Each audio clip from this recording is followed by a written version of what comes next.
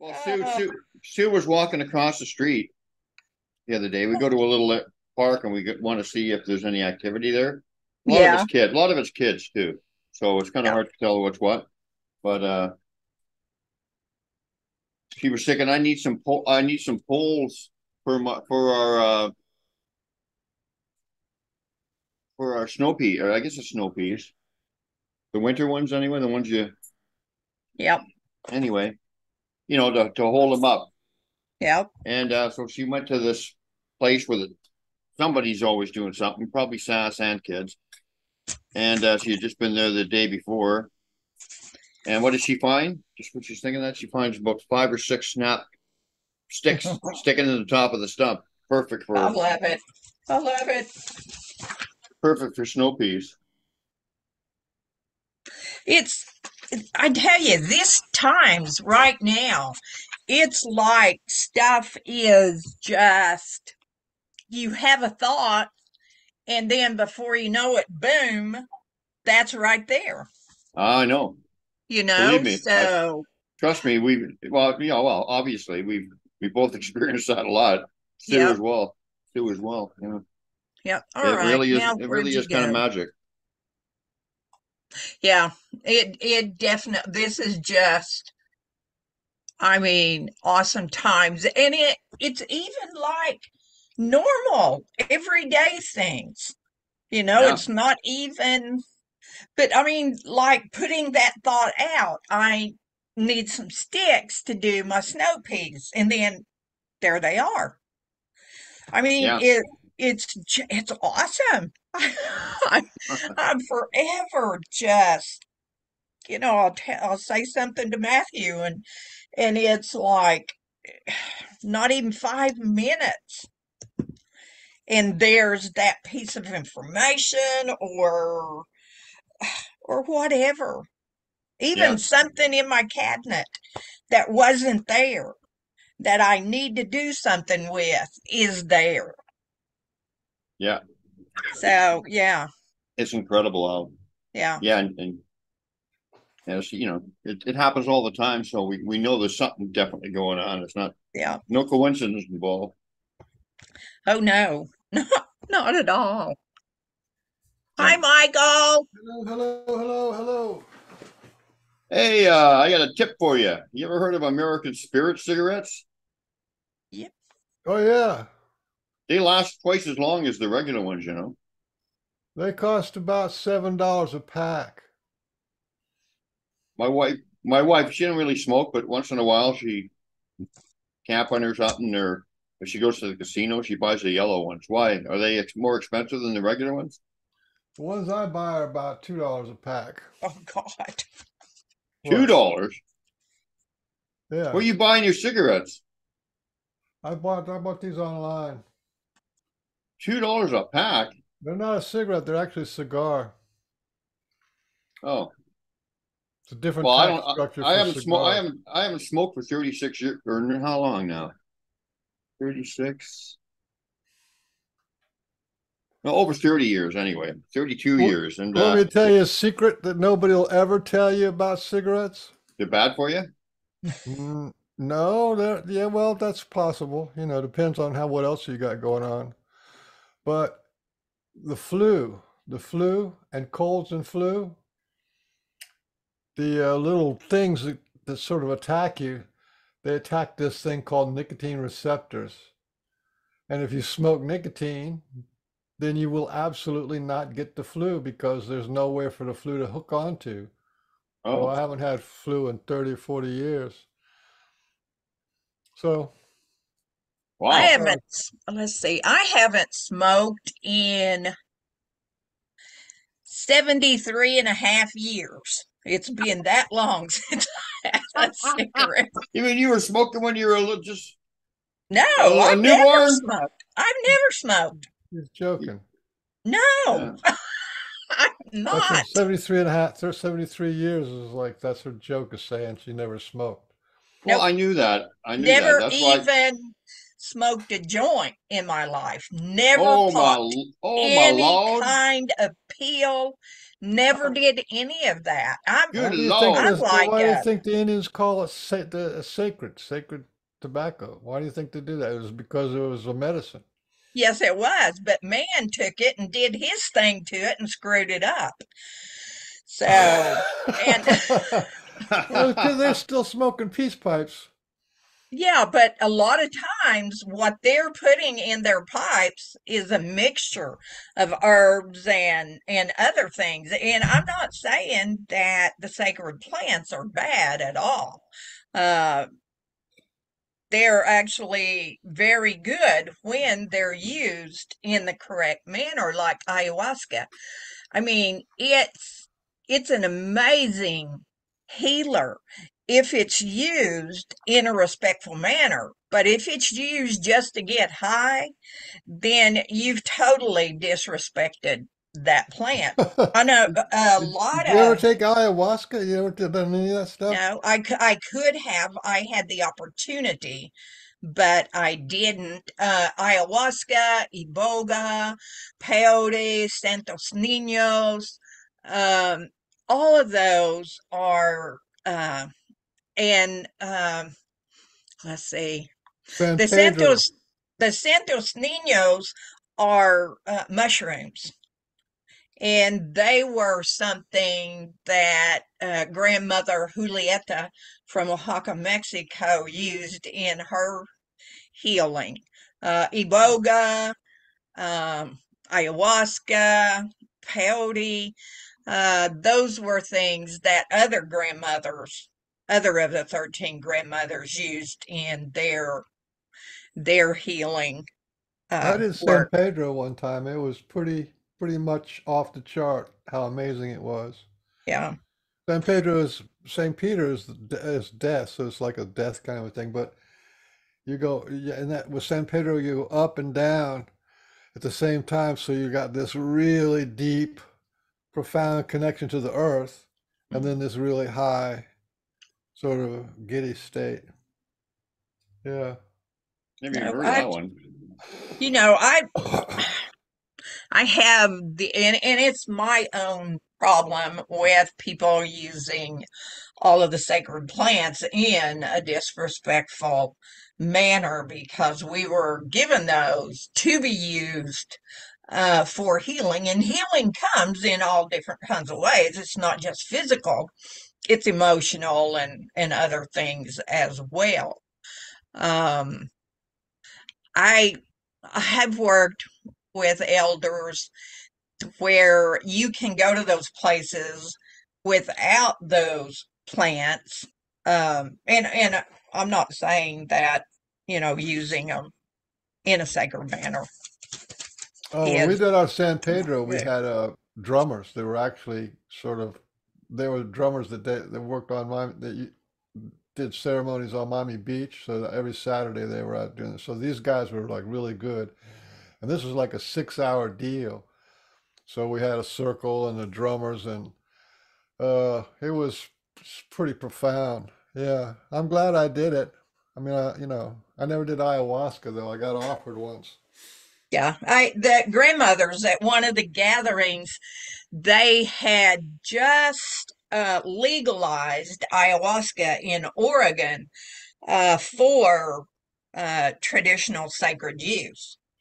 And one of the grandmothers had that and had offered it to any of the people who were there at the gathering. It was a tiny amount and was not something that they would have normally used if they were doing healing work and stuff.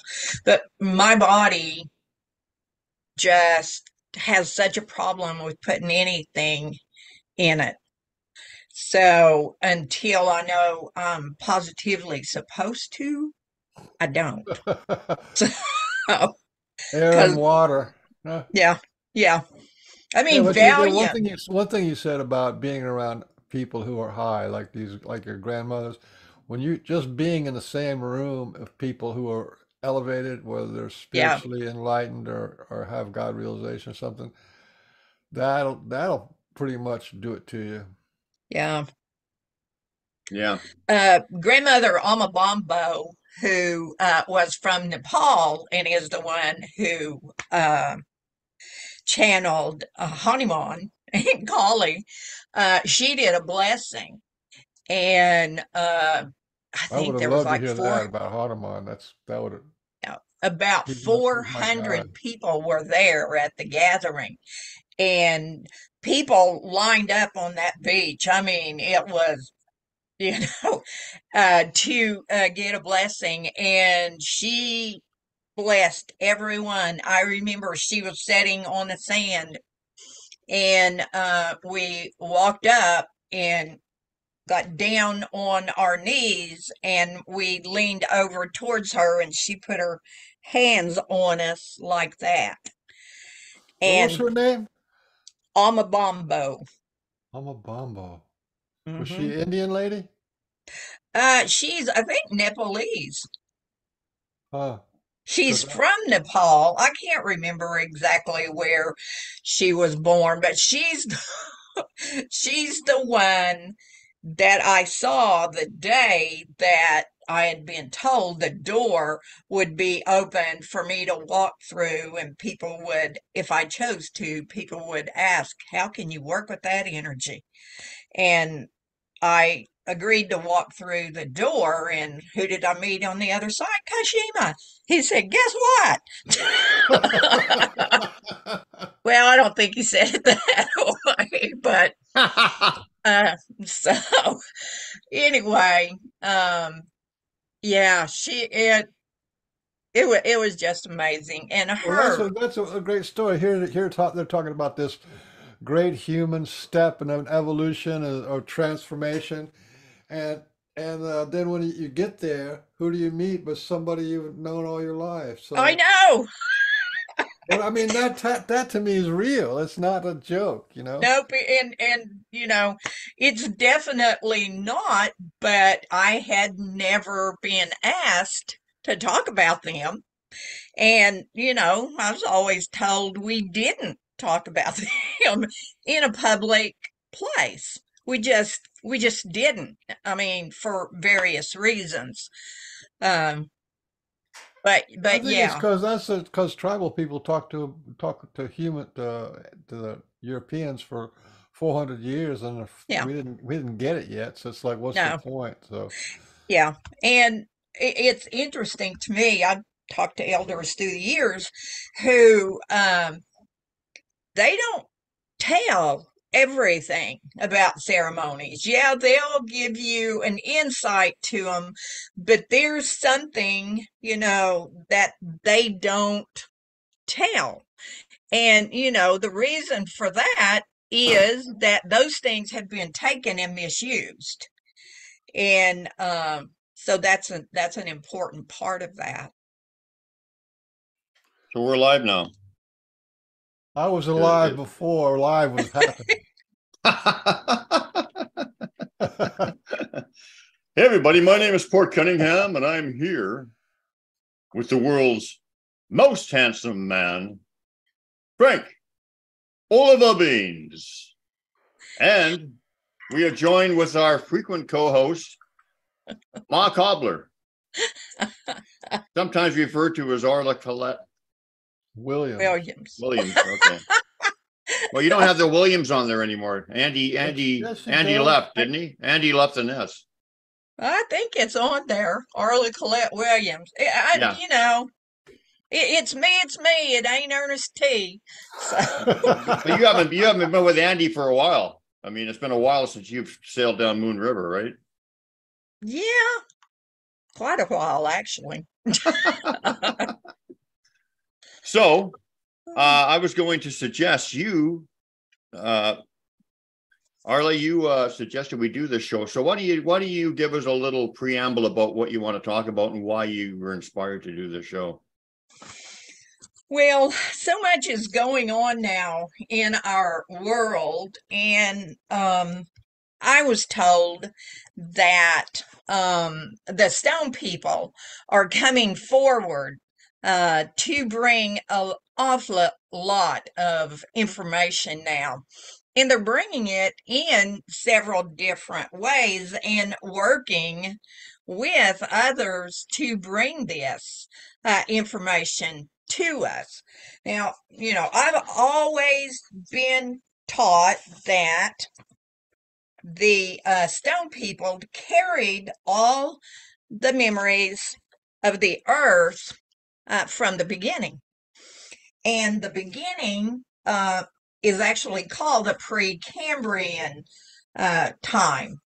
And what happened then was when the earth actually came into physical existence. The earth has always been an energy. So the earth's energy has always existed. It's not like, oh, here's the earth. She was always there, and it was time for her to be a physical part of life. And so let's see, the Precambrian time is like 4,600 million years ago. And it's actually the longest era of the Earth's history. And so all of those things from that beginning to now gives us all the information we need about this earth, about the beginnings, about how we need to understand. And one of the things that I was seeing after I was told that this was happening, and I was told this a few years ago, so it wasn't like it was anything new. But even here, when I would walk down on the ridge and take photos and things, they were just popping out, change stones that I had seen for years were showing a nature. And one day it might be one nature, and when I'd go back, it would be another.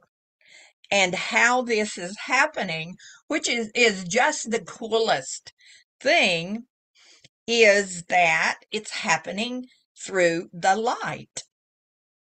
And the light is the sun. And so when this light touches this stone person, then the shadow comes in. And we all know about that shadow. We have light and we have a shadow. And one of the things that we're learning with the shadow is to work in those spaces and see them without the light and begin to understand them. And it's happening time and time again. I see stuff all over Facebook and YouTube where people are bringing photos and things like this. Oh my gosh, look at this stone. And you look at it one time in the light, and then you look at it at another time, and it's totally something different. So it's bringing all kinds of information in. And yes, some stones seem to be a particular energy. And that particular energy usually will work with someone on that personal level. There will be something in that stone energetically that connects with that person who that stone has come to. And stones come to us in so many ways. Walking down the street, find them on your porch. And I think the coolest one is when the Sasquatch bring us a stone. And, through the years, I've been gifted many stones by them, and I've gifted them stones as well. I think we're going to talk about that today, and I think Brian's got some stones, and I've got some stones. And then we're going to look at some photos. And if you guys in chat, if you've got questions or if you've got a photo of a stone, put it in the chat and let us see it. Let us see what's going on for you, because I'm so excited. I mean, in 2009 was when Sunak Kamara came, and he had given me some messages at intervals of time. And the one he gave on March 31st, which we're real close to March 31st, talks about stones singing and walking and dancing. Mhm. And these things are happening in so many different ways that it just amazes me. I mean, they're finding resonance chambers that produce healing frequencies. And this is such an important thing in using this vibrational space. Years ago, Kashima took me to a place that was underground. And as we walked into this place, there was a huge crystal skull sitting in the center of this room that was, it was a circle.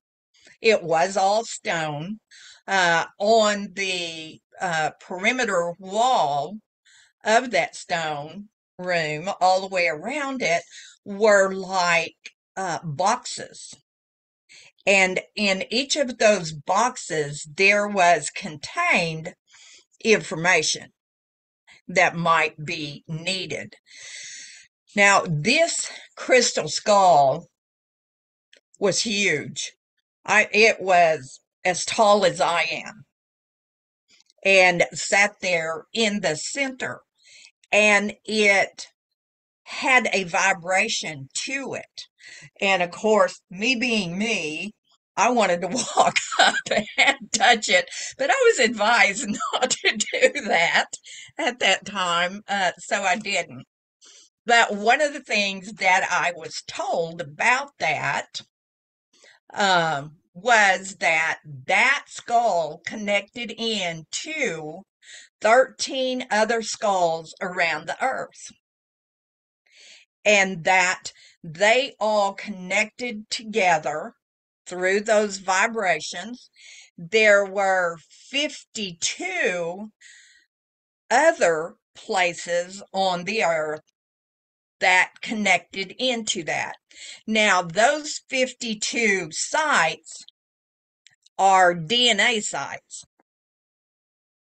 and they are what is helping shift our DNA.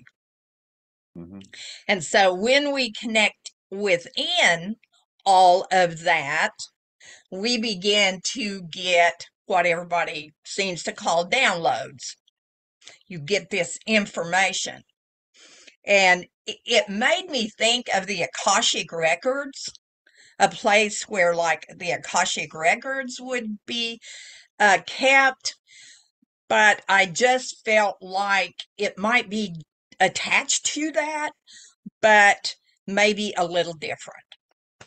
One of the other things I was told was that the Lemurians are helping with this. And I asked Kashima one time about the Lemurians. At that time, I didn't know much about them. And one of the things he told me was that the Lemurians were still active and helping us to change the DNA into a a better way of understanding, where our bodies accept understanding, more than just knowing. It's a part of who you are. And as that DNA changes, then your vibrations change as well. And those are like keys to dimensional changes and understanding those dimensional changes. It was very interesting going to that with him. And he did tell me that there will be more information coming to many. And one of the things that I'm seeing too is like with Julie Ryder, I can't talk this morning, at the Montana megaliths. And I think we've got a photo. I sent you a photo of her, of the giant Sasquatch rock. Is that people are seeing these things come to us in the light and in the shadow, because those two work together, and there's a water element that's in this as well.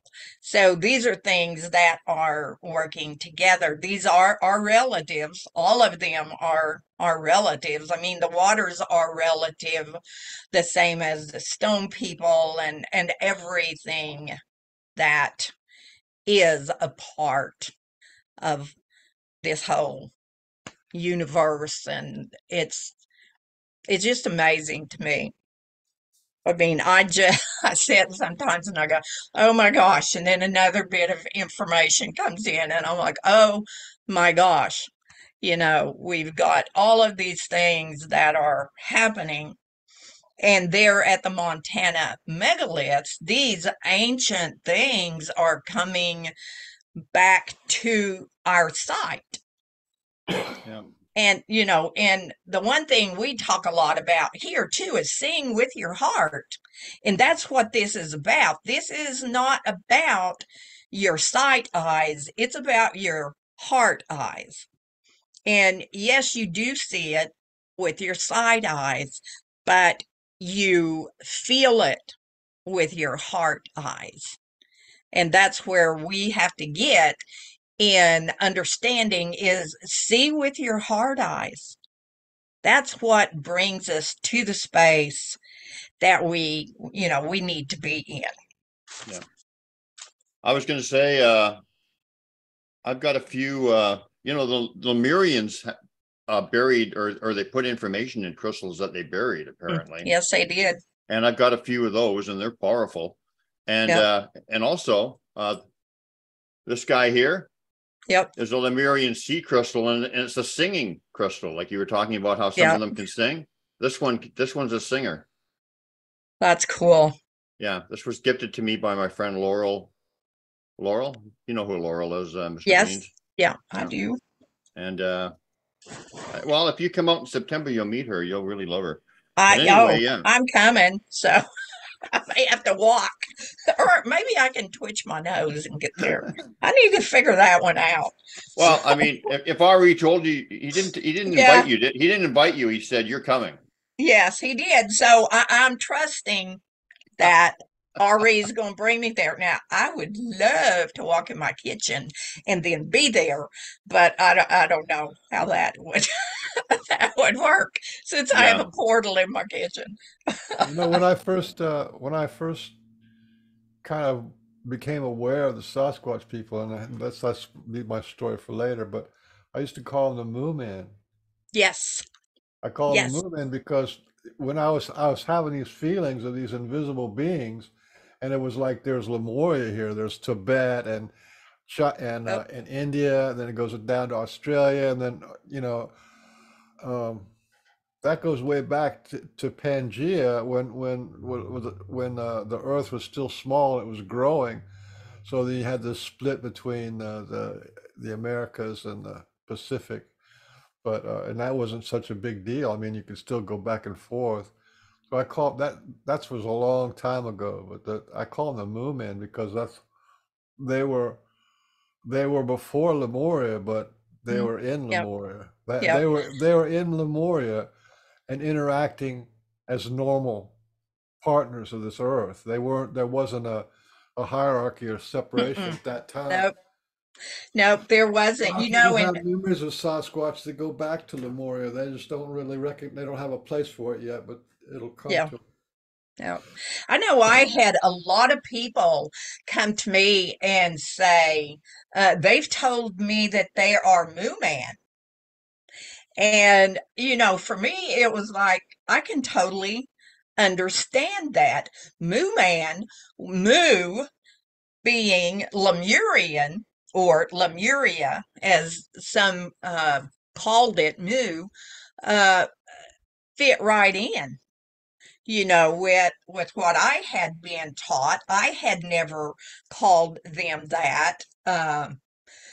But yeah, it was like, yeah, they are there and they are working with the Lemurians. And the Lemurians are so active right now.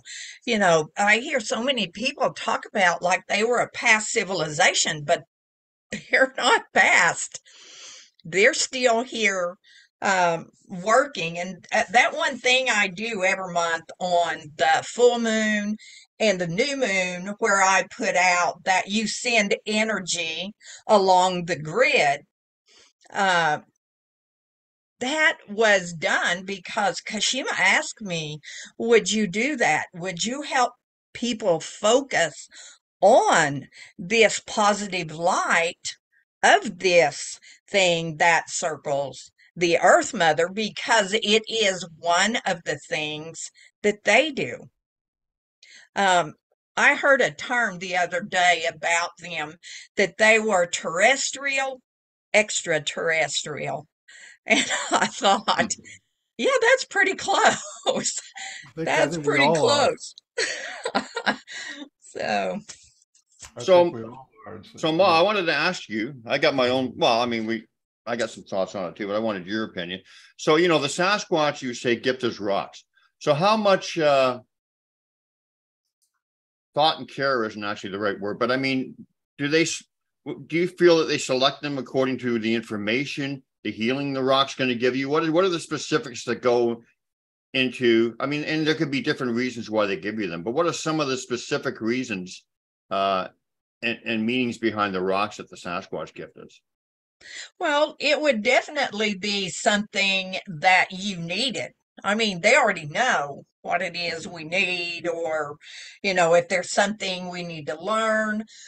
Um, there was a story um, out years ago. I don't know if you remember it or not. I'm looking for it. And a whole lot of people had decided that this was a fake story, that someone had written this up and that it really wasn't the truth. Well, it was called Conversations with Bigfoot. I don't know. Uh, I know we talked about it at the time, but it's been probably, let's see, 2011 or something when ran across it. But what it was a story about a man who was in the forest and he came across a Sasquatch that was dying. He was getting ready to go. And so they got into a conversation. And if anybody wants that story, I can get it put on Pork and Beans, I guess. Some of it, it's okay, but there was so much of it that spoke to me from things I already knew. So it was like, okay, I know this and this and this. So if this story's made up, then whoever made it up knew some things. And so at that point, I just looked at it as a teaching story, something that brings things to it. And one of the things that the Sasquatch talked to him about was a stone. And he called it his connection stone. And so what happens when they give us a stone, we are immediately connected to them through the vibrations of that stone. And so that's an important thing. I mean, we've got stories and stuff we're going to talk about too today on that. So it has, stones have all the properties that you would need. They have healing properties. I mean, people are crazy now for all kinds of crystals and stones and things to use in so many different ways. And then we have what people call regular stones, which I don't consider them just regular. I would consider everything regular if I was going to designate a stone to that. But the stones that actually build the foundation of the earth. And a lot of those are granite and sandstone and, all kinds. And they still hold the memory and the information in them, regardless of what their composition is. So the stones are going to be what you need.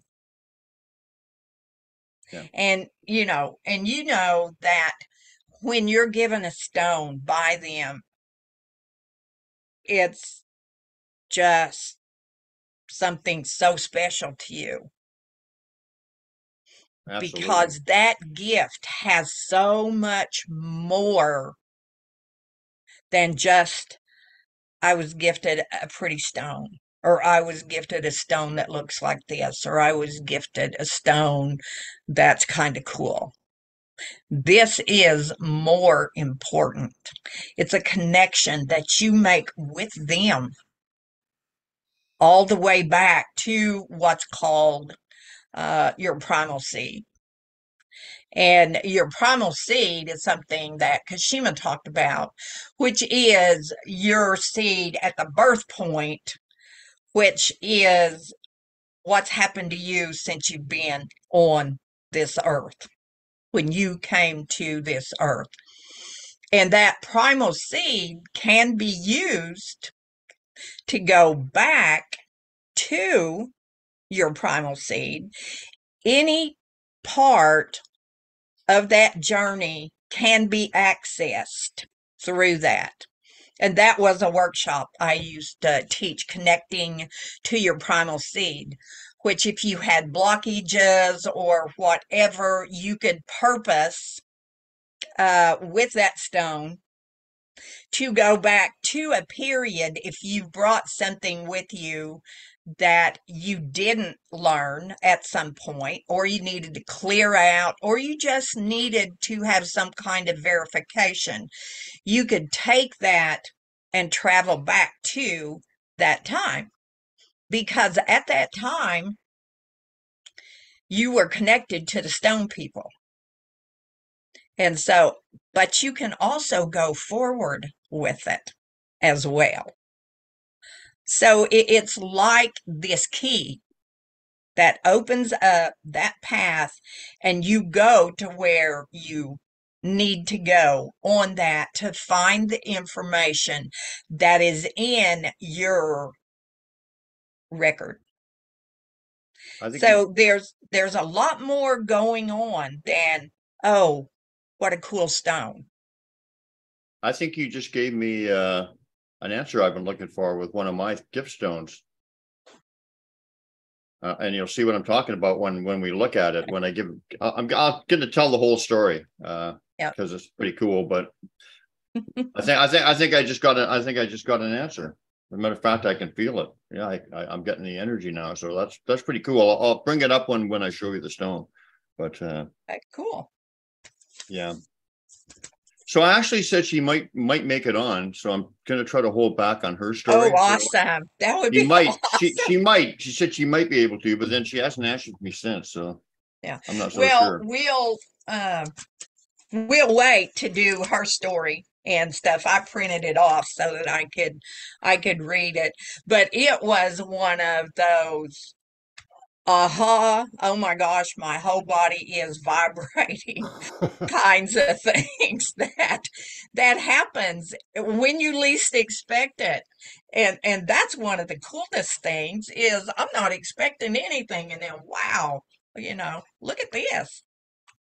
Well, we were kind of talking to that, just getting slightly on a different subject, although all these subjects are all connected. We were talking about that before we went on the show started, Ma, about how everything is just manifesting right before our eyes with thoughts and Yes. stuff and whatever. Like Sue the other day with Yeah. she was going to check out her little wooded area because kids and Sasquatch do stuff over there. So she just tries to determine who's doing what.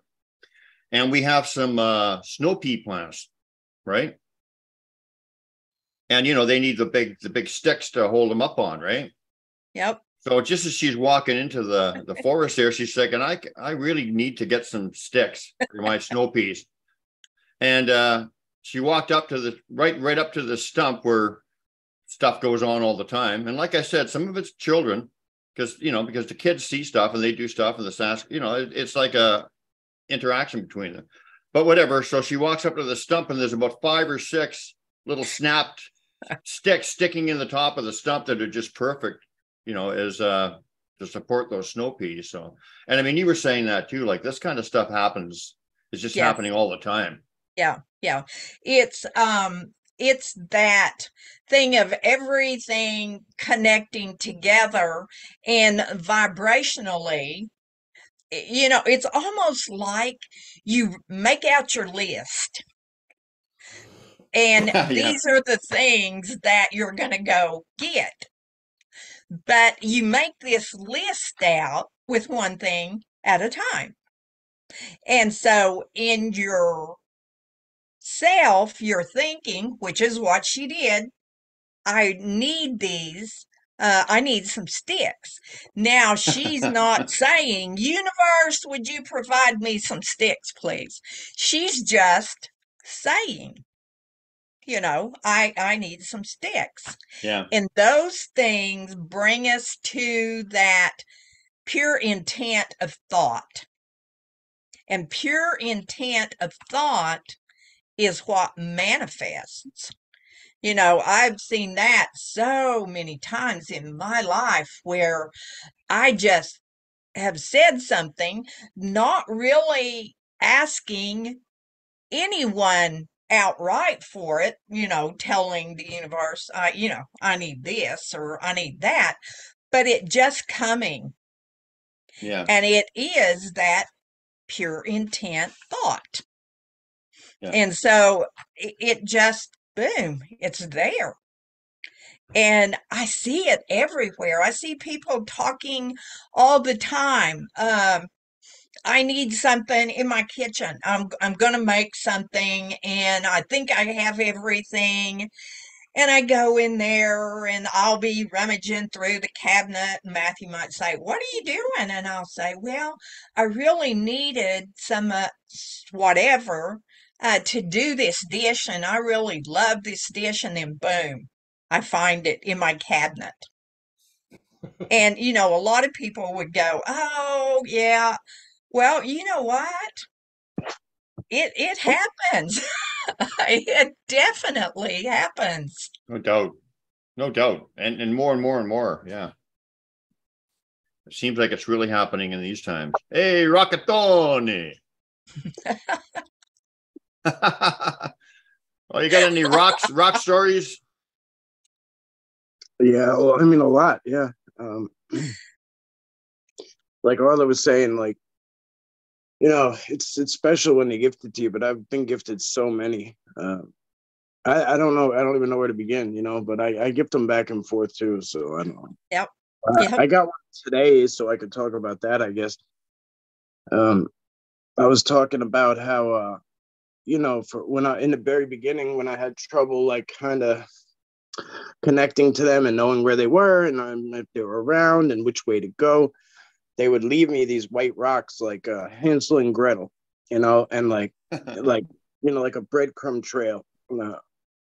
And they were easy to spot. They were these like white quartz rocks, and then they also told me that they use them too. They'll put them out in the daytime, like in the morning, and it'll soak in like the sun, and once it starts to get dark out, they like kind of illuminate, and they could see them very easily. So if they're in the flesh and they have to like move along a certain path, they kind of like they know which they leave like a trail of where they went and which way they got to go back. And they do it for one another, but they would do it for me as well and leave me these rocks. And they were so easy too. And I would always be able to turn them over because, a rock in the dirt in the woods, you pick it up and it's in there. It's, it's stuck in the ground. It's a little bit, it's got dirt on the back of it. And these would be clean, pristine, smooth rocks, no dirt on them, nothing. So I was literally telling that story today.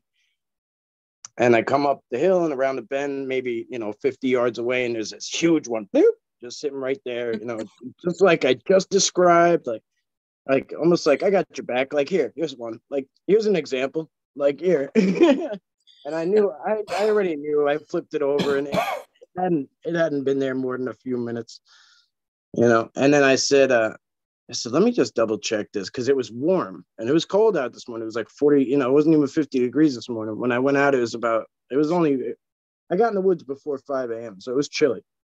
I was wearing a winter hat today. And anyway, it was warm to the touch. So I picked up some other rocks that were near and they were freezing. So I said, there's something, one of them was holding this for a while. Very cool. Hey, I never, I've noticed you said many times, I don't think I've ever asked you specifically, when you said they told you, how do they tell you stuff in particular? You've broken it down quite a bit of times, like the exact way I hear it, like is sometimes it's verbal, sometimes it's like just like a knowing, like a simple knowing, like that's for you, like what I mean, like it's not a verbal, like, but it's like everything in me knows that that's for me. Then sometimes it's like a big download of like I didn't know that a minute ago, and now I know a whole lot, and like, sometimes it's like communication through like, through puzzle pieces, you know what I mean? It's like those aha moments that you have to put together, like you got to work for it. Yeah. So, I mean, there's a few different ways that that it occurs. Yep, absolutely. I had some things I wanted to say about rocks as the elements. We're talking about the elements. What are the elements? And they're earth, fire, water, and what was the other one? Earth, air, fire, and water. And wind, yeah. Air. The fifth element is ether, and everything comes from the ether. But that they're called fundamental because you can't have life without those four elements happening. Nope. So if you go back to the Godhead, right, where we emerged from the Godhead, because we're emergent beings, we're energy beings, we emerged. That means we were not created. We always existed. But as the creation of the universe was beginning to unfold with the individual people, there was the God the Father, God the heart, God the God of form, and then there was the ancient ones that guard the light, and then there was the upper archangels, and then the archangels, and so on. But alongside of the emergence of spirits was the emergence of stars and planets and asteroids. These things had to be established. They had to be in existence in order for life to be, because there was this thing. One of the aspects of God is form. the father of manifestation, is the God of form. So we have this form that we're in now because of the God of form. That's the shape that we ended up in. Every animal, everything, every atom, everything has a form to it. But these elements are just as conscious as God or the angels or us. They're just as conscious, and they are before us. So they're actually our elders, and everybody knows what's going on. They're here to support.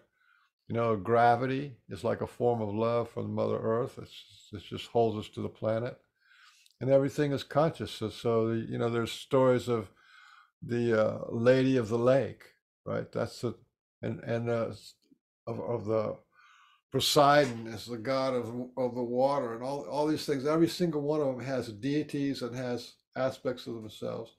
So that's kind of where we're at, and then the Sasquatch are also there. When we think of elementals as spirits, you think of fairies and gnomes and these things. These are the brownies and the little people and all that kind of stuff. We think of those as elementals, but the Sasquatch are also elementals because the Mhm. elementals can go invisible in this realm or not in this realm, and they can go physical or non-physical. Any animal that can do that is closer to the elementals, and the elementals are all about holding the shape of the earth and holding the conditions of the earth and the energy of the earth and the energy of a flower, of a little tiny flower. That they're all everything about this life that we need. The elements in the elements and the elementals are play a supporting role. And what Arlo was talking about is these all the whole spectrum of the elements are stepping forward now, and people have more access to them. So I just wanted to put sort of some astrogeography about where we are in all this. You know. Well, I like that you said that because that's part of the description of people say, "Oh, what is your take on what Sasquatch are?" And I always make it a point to say that they're like multi elementals, right? Like elementals is some, a lot of times it's like they're an earth elemental or they're an air elemental or they're a water elemental, but like the Sasquatch are, multi elementals, right? Yeah, I hear people put things in kind of a hierarchy type thing where man is at the top of whatever. And then you go down and you get the elementals are always down there somewhere. And I'm like, no, that's there is no up or down. It Well, is yeah, all right. together, everything. Nothing's better, nothing's lesser. It is everything. It's that connection to everything. There is no separation at all. And that's Yeah. the most awesome thing about this. Yeah. Well, that's like a man-made thing, is to feel like you're above Yes. somebody else, right? Like now, like a guy on Wall Street, a millionaire, right? Millionaire, lives on Long Island. Let's just say he works on Wall Street. Millionaire, huge house on Long Island. He feels like above everybody else all the time. Walks around strutting his stuff, right? Hurricane Sandy comes. Superstorm Sandy destroys everything. No power, no electric. Can't do nothing. Can't go nowhere. Your money's no good.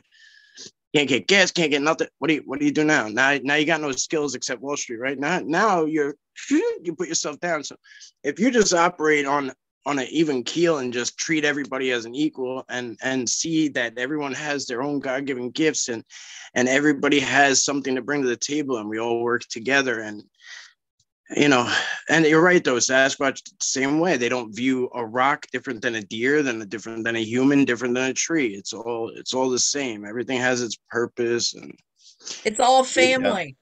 right. yeah, Everything's family. yeah. When I So, had when I had my love zap, that was one of the strongest knowings of all of that huge download was that we're not above anything. We're all just part of yeah, of we're one. And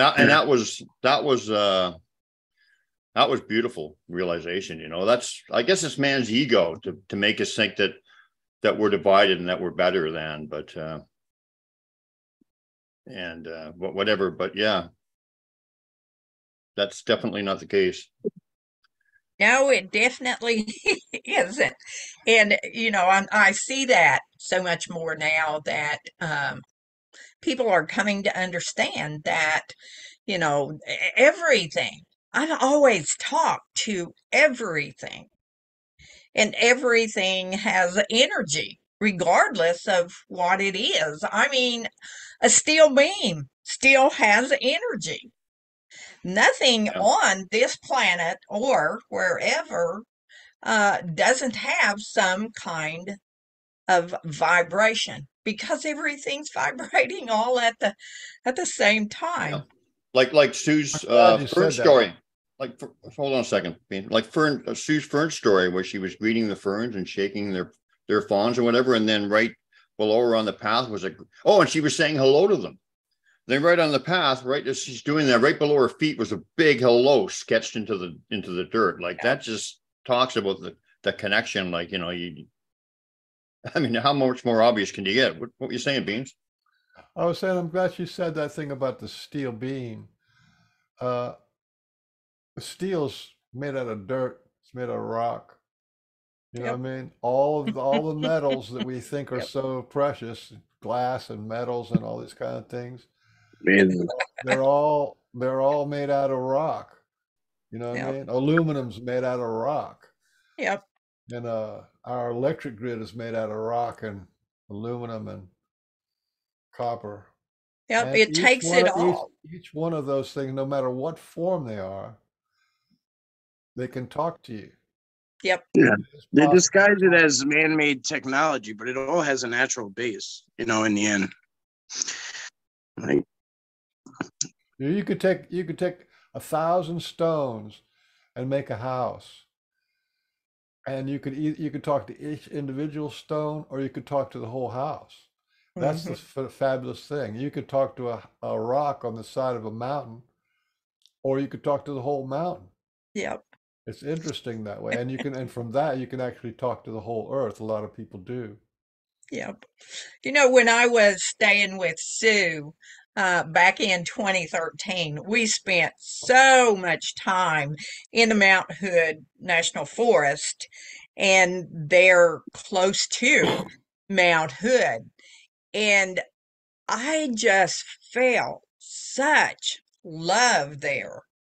Like I had always been there, and I even had a song that I, oh, I don't know. I wouldn't say I wrote it. I would say I was gifted it, um, about Grandfather Mountain, who was Mount Hood.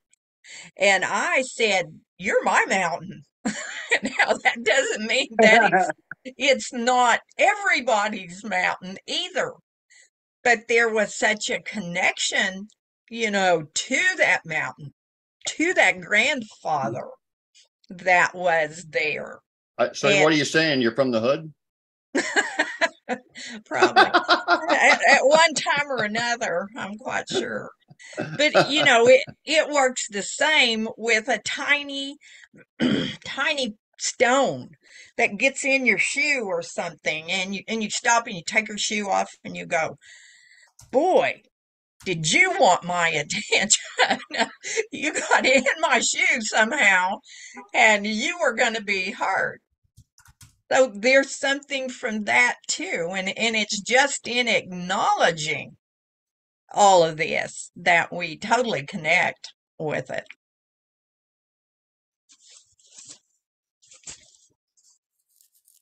Yeah.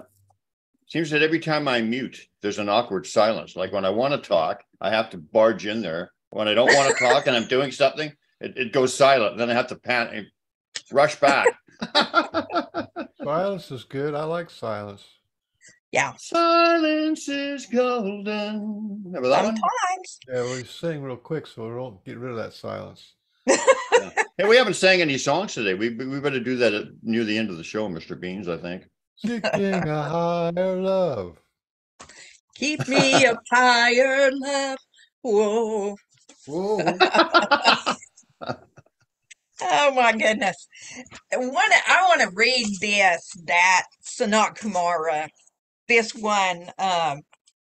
message, and just for lack of a better word, it was on March 31st, 2009. And one of the things that he says is there is more to love than love. The understanding of love comes from a deeply imprinted Precambrian code. Assessing that code can help to unlock what love really is. At the time when he told me this, I don't know that I'd ever heard that term, Precambrian, but I did what I was told and took the message, but I sure looked it up afterwards. Was the Cambrian age when little microbes started to make things and The Precambrian age is called the birth of the earth. It was at that time that everything began to happen. And the stones were the record of that life beginning. Of course, they were already here, but as far as the scientist is concerned, the fossil records and the things were in that Precambrian time, and that was 4,600 million years ago. And for millennia, we were in that age, and there is a lot of fossil record for that, and it began to change as time went on. That's when the planets, everything else, all came into existence for the physical life of this Earth Mother. And so that was the beginnings, or what they say is that physical beginnings. And then, let's see, the Precambrian code came to us at the birth point.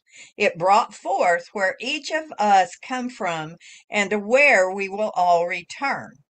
The Christ star, in its healing light, brings to us that even deeper knowledge of love.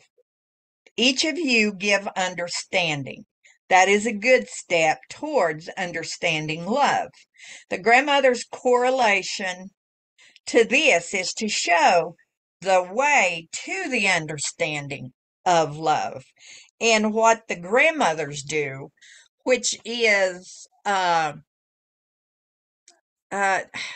as a physical grandmother as we know, but they still have a huge part in this, is that grandmother energy. And grandmother energy is nourishing and loving and teaching and holding things together. And so that the grandmothers are a key.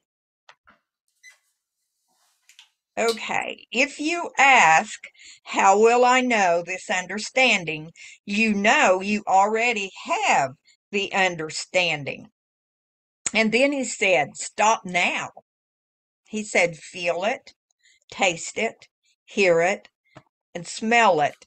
See it with your heart. Feel the drops of understanding fall all around you, letting you be cleansed from all misunderstanding. Like standing in a gentle spring rain shower, you are cleansed of all misunderstanding. So what he's saying here is when we get to that point where we're letting all that go, we begin to understand this Precambrian code, which is about love. And it is the love zap that Brian talks about, and so many of us have felt, that is a key. That is that code. And that is that understanding. The grandmothers have spoken on many levels for the light beings and masters. They hold the Earth Mother's very breath in their hearts. Listen to them as they help to breathe this understanding to all who will stand for the breath of the Earth Mother and her children. Sacred things are seen and done, but it is when we see and do them truly within that they create understanding and true meaning. Share these things and give to each other. You know, he's talking about this. This was the first message that he gave. And then the last one was, speaking to those who have ears is easy. It is time to speak to those whose ears have been closed. There is a higher ascension message that must be told. And that's where we're at right now. So many people's ears have been closed to understand these things that it didn't negate that we were to speak. And we talk about that all the time, planting seeds. Each of us plant seeds.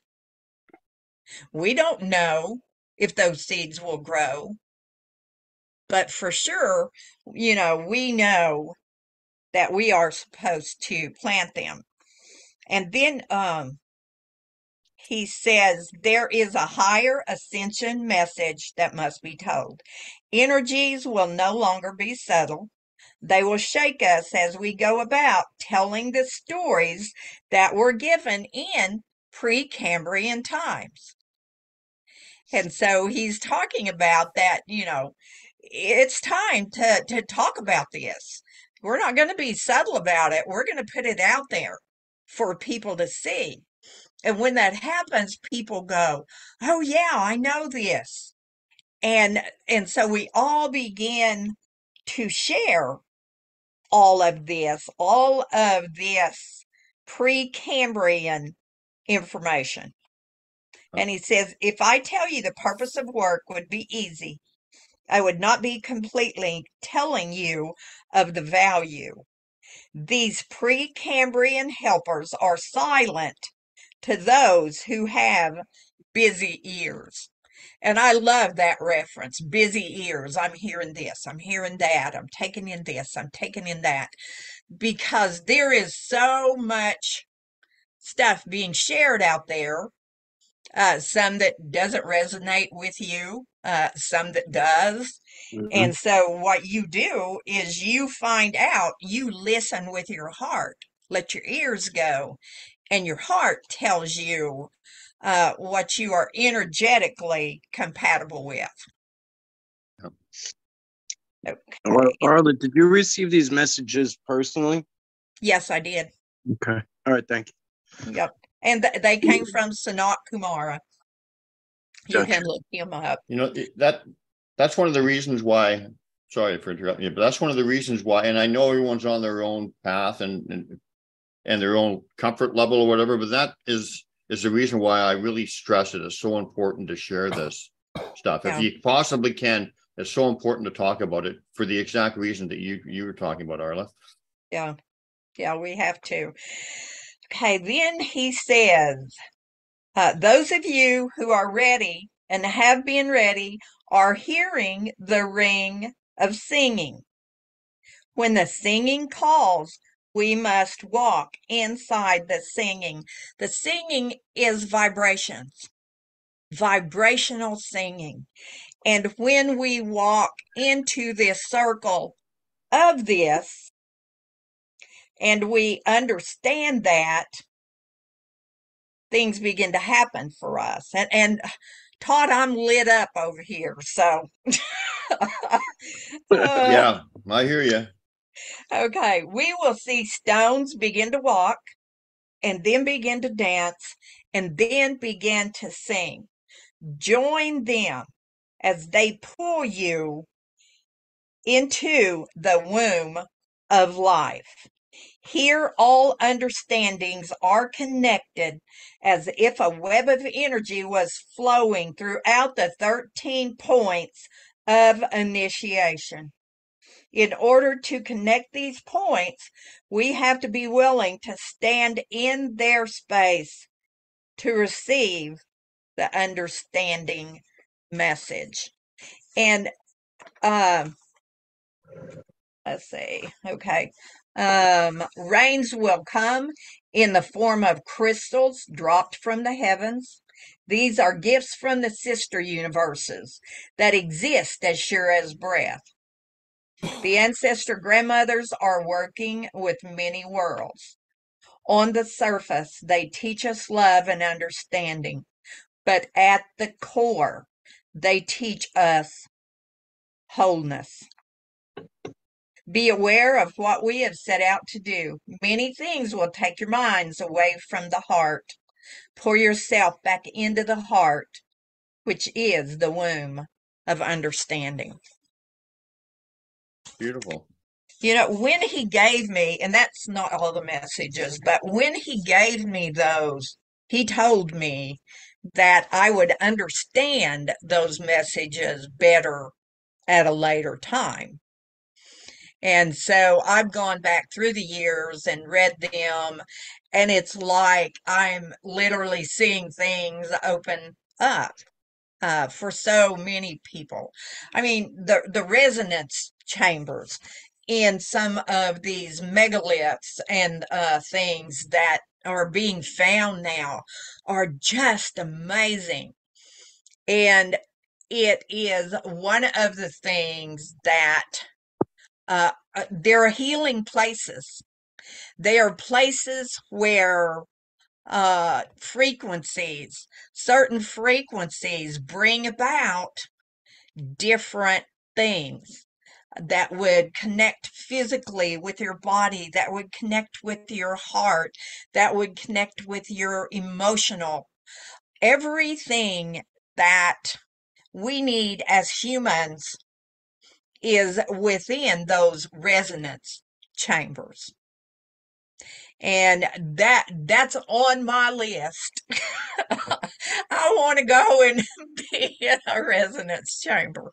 And there is one at the Montana megaliths, and that Julie Ryder is and her husband have worked so diligently for many years to bring to the public so that we can see some of these things that are manifesting that are even more ancient than Stonehenge and a lot of the other things that are out there. So um, she's gonna have a picture when we start looking at the photos of something. But she is. You can find her on Facebook. It's Julie Ryder. Her website is montanamegaliths.com. And she also has one called galacticfacets.com. Now, I'll put those in Pork and Beans along with that individual photo. And that way everybody can connect to that. Yeah, just send me that in Messenger and I'll put them in the links when I do the edit. Okay. My ears picked up when you said the word initiation. And what initiation is when you're saturated or you're given a gift of a particular energy frequency within you that you can increase by cultivation. You have to do it. You have to practice it. It's not just a one-off kind of a thing. A lot of people get downloads or they get energy, and it's like it's a one-time thing. But when you get initiation, you're supposed to focus on this and pay attention to this and increase the vibration of this and keep it going and increasing it. I wanted to say about the Godmen of India, right? Now, the Godmen of India, they're very old in India and Tibet. There's a reason why these guys go up into the mountains. There's a reason why they go into the caves. The Sasquatch are there too.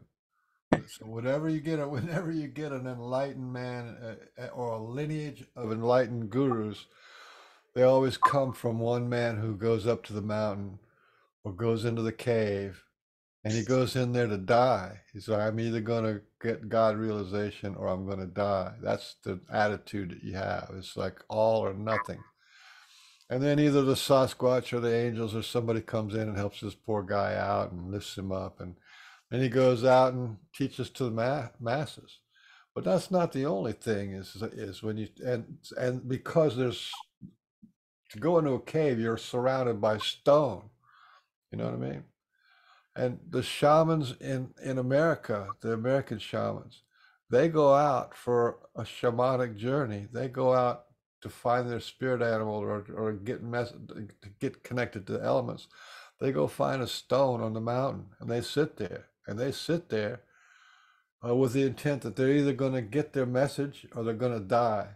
No food, no water, 3 or 4 days, and until either the Sasquatch comes or a higher spirit comes, something comes and enlightens them.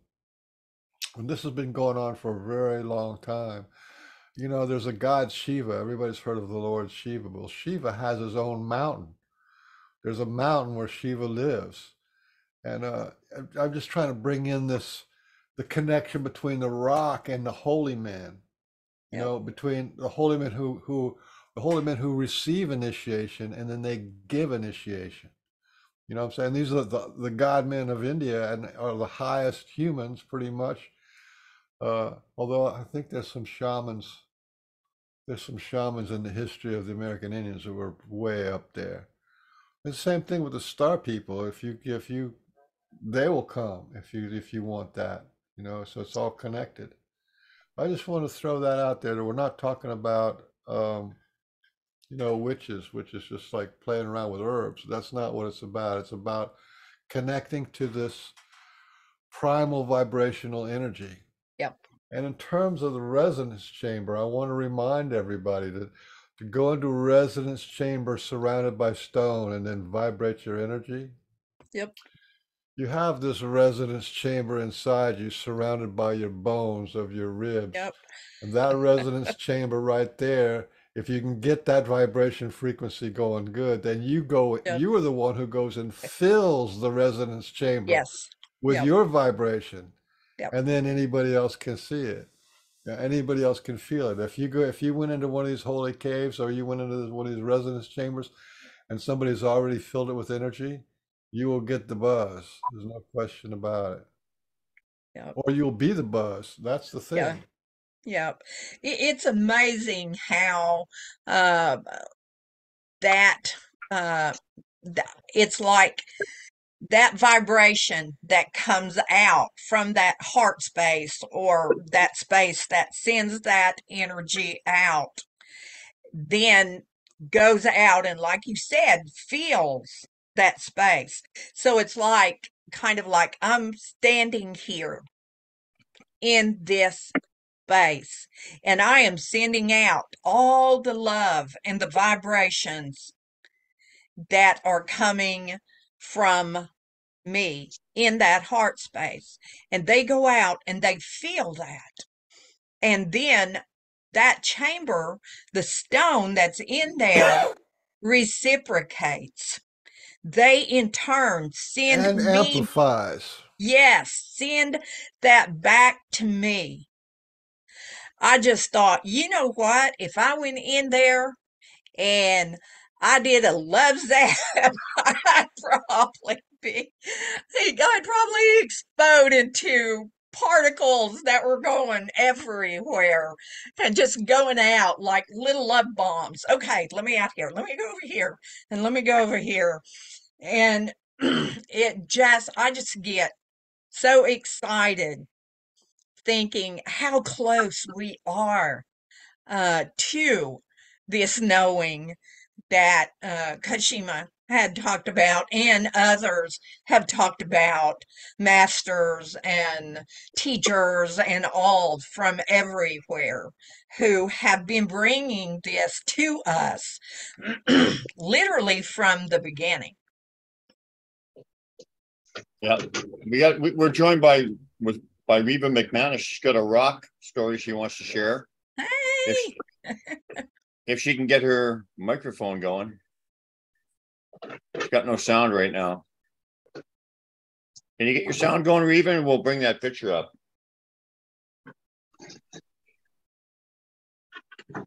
Anyway, let's keep talking while If the Well, kingdom of heaven, right? If the kingdom of heaven is within, Yep.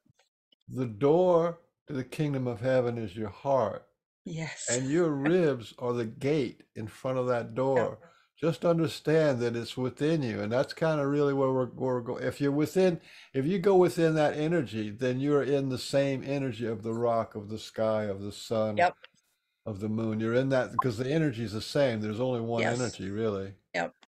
But that's traditionally that's the way we've done it for a long time on this planet. Hey, Reva, sorry, I love that, what you just said, Beans. Reva, on the bottom left, there's a mute button. Can you press the little arrow up? Can you see it? You see a mute button? Or there might be a next to it. There's a little Let's see where mine is. Yeah, mine's in the bottom left. You got to tap the screen if you're on a phone, and then it'll be down here.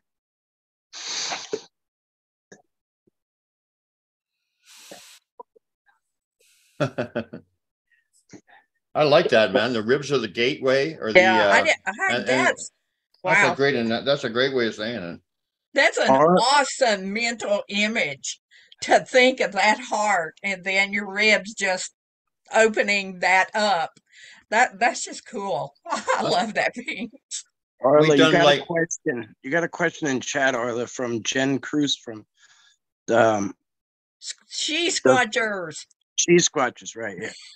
He said, "Do you feel like the teachers that came to the people long ago are among us now, waiting to be heard?"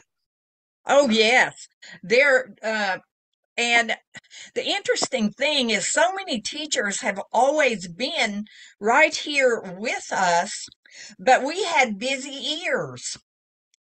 We weren't hearing what the teachers were bringing to us. And so when we quit having busy ears and hearing everything with just our ears and not our heart ears, then we're not going to get that message. So, yes, definitely. Yeah, absolutely. Reba, she doesn't have her microphone even registered on the thing. If it's not even there, see? So she has her camera, but she's got something muted somewhere. Does she have a microphone at all? It's not in the Zoom at all. You have to give the app permission. Like she might have to start it all over again.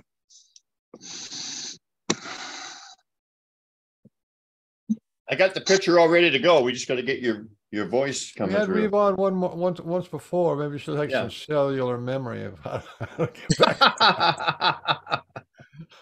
Oh, well, we could ask the rock to help her. Yeah. To find what she needs to find. But the rock already knows that. I'm just affirming what the rock knows. Speaking of rocks, right? This is this is one that I hold. I carry for negativity.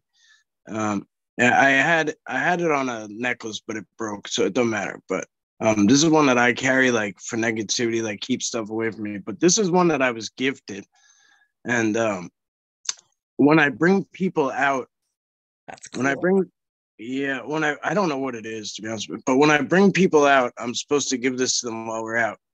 And it's pretty impressive. And I know this might sound weird. There was weird. a face. Yeah, I know. Yeah, there I know he is. I see him. Yeah. I know this might sound weird, but this thing, when negative stuff comes around, this thing starts to darken. And it absorbs, it starts to turn black in certain spots. And I tell them, if you see it start to get too black, let me know. And, that means we got to, it's absorbed what it could, and we got to get the heck out of Dodge. Right. So because I can't let them get hurt. Right. So, or be susceptible to certain things, because not everybody knows how to stay in the light and keep things away and portray that and not be a target, right? So this was something that I was given for when I bring someone out with me, and it's pretty cool. And as soon as we get out of there and I get back home, I watch it turn back to white. Wow. Hey, so we got Reva's sound now, but I just wanted to ask you, Rocco, yeah. while you're on there, just so when you've given it to anybody, have they noticed anything? Oh yeah. Like Oh yeah, what? it changes. It gets darker. No, It gets darker. I understood that Yeah. part, but have they noticed anything other than that, other than the visual thing? Oh, like The feeling people lose their wise. horns, and their horns drop off their head, and their tail falls off. Yeah, that I kind of don't. stuff. I don't know if I've ever. I don't know if I've ever asked them like if it's something they experience things and they have a great time and like they have healing or they have like that euphoria when they're out there. And you know, a lot of beautiful things happen. Awesome. I don't know. I don't know if I would chalk it up to the stone or not. You know, I just have them put it on them. Like if they have a pack, hey, put this on you, whatever, like, or put it in your pocket or whatever, check it every now and then.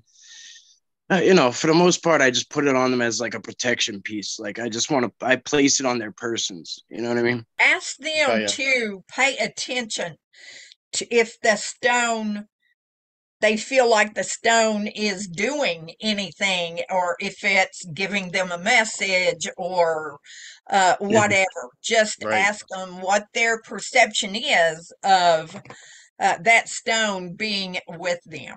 Yeah, that's Yeah, where I was kind of going with that. I guess that's my laziness. Like I heard what they told me to do with it, and I just like put it into action. You know, I don't question them anymore. You know what I mean? Like so, I guess I never really followed up with the yeah. Hey, That's a good idea. What's the matter, you? What's Yeah. the matter, you? That's What's why I the love matter, they you? have that emoji. Okay, we're gonna There bring you up go.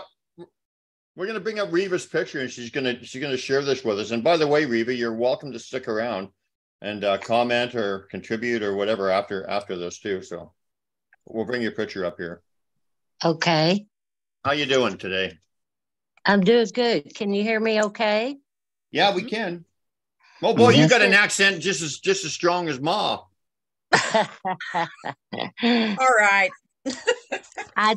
I just had to send this in. I was enjoying the program so much, and I had not been back to the original site of my first sighting of a forest person since about 2013. And on my first hike back in 21, March 20th, I found this on a hill, and it is so steep. This thing looks like a fish. It looks perfect. And I knew the minute I saw it, it was for me, but it almost looks as though I hunt Indian artifacts as well. And this thing looks like it has been cut with a laser. And there is no equipment up on this hill, never has been. And it was about pretty well covered up to the side. So I really couldn't tell what it was. But I just kind of felt like when I looked down, that was for me. But that's the only message I had received from this. But I have it to this day. I'm going to start holding this thing a little bit more. Yep. Yep. And Yeah. I felt really bad the other day. I got a message from Diana Maynard, and I kind of keep in touch with the one that I had a lot of information with before, Kaka, and he had left me an artifact. And I collect so many, and do you know, I cannot remember which one it was he left me. I could just smack myself in the head because there has been so many I have collected over time. Mm-hmm. And I try to keep track of every one of them and Mm-hmm. every outing I go to, but it's kind of difficult to do that, you Mm-hmm. know.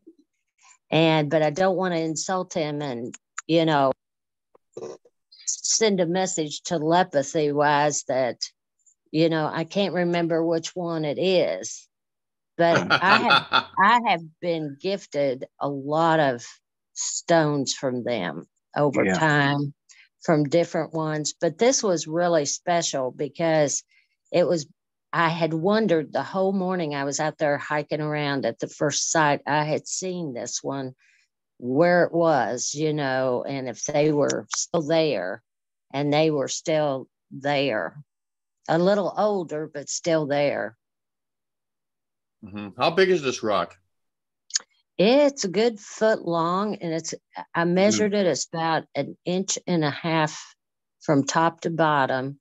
And I mean, the edges are just it's just like it had to have machinery to cut it. And I can tell it is not what I would call an American Indian artifact, an effigy like they would make of an eagle or a bird or something like this. It's very straight lined. It's very mathematically, everything's just like it's been measured out before it was cut. Yeah, it does look like a fish or maybe a whale or something. It also, the edges, if you look at the edges, yes, it is like, straight, like it's cut down, but it looks like the edges have been worked. Do you Okay. see how that's rounded? The edge, Yeah. it's not Yeah. like to a hard, sharp, like a rock would be.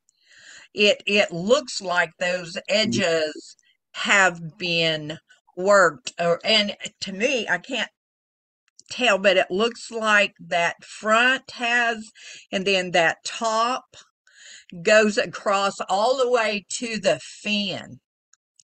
Yes. Yeah. You can tell that I can't tell on the other edge, but it doesn't look like it's had as much to it as that top has. But I Yeah. really enjoyed that day. It was I didn't have any special message other than I knew it was for me. And I felt like when I was over it, I should stop. When I was hiking through there and going up the hill with the owner, and she had her son with her, and it was covered up with dirt a lot. And I was surprised. I dug it out and I was surprised. And I thought, oh man, I know this is mine, And it was just awesome to have that gift. Yeah. I keep getting the word creation coming into my head, and I don't know why. Now, there's a lot faces on this. Reva, if you'll send that to me in Messenger, I'd like to look at it a little closer, if that's okay with you. Sure. Or I can do it too. I've got it in my messenger. I can send it over to you too. Okay. And but I have found a lot of artifacts, hiking over different areas and in creeks and things. And lots of times I will find effigies of the Bigfoot, the head or the whole body, different things. And but this was something very special. And I just feel so bad about Kaka. The thing that he gave me that I don't know if it's a sign of getting a little older, if I should admit that, but when you collect so many things, and I have such an interest in the Indian heritage that I just cannot remember. And I don't want him to be insulted, of course, And well, he already knows that you don't know. I know. I know. And I would just, tell him, help me please to find the one that you gave me. I mean, they very well know how we are. And I have racked my brain, and but I hope you all enjoy that story, and I'm going to bow out now. Thank okay? you. All right. You don't have to. Oh, that's okay. Just let me know what you find out about that, Arla. I'm curious. Okay. All right. Bye-bye, guys. Bye. Thank you.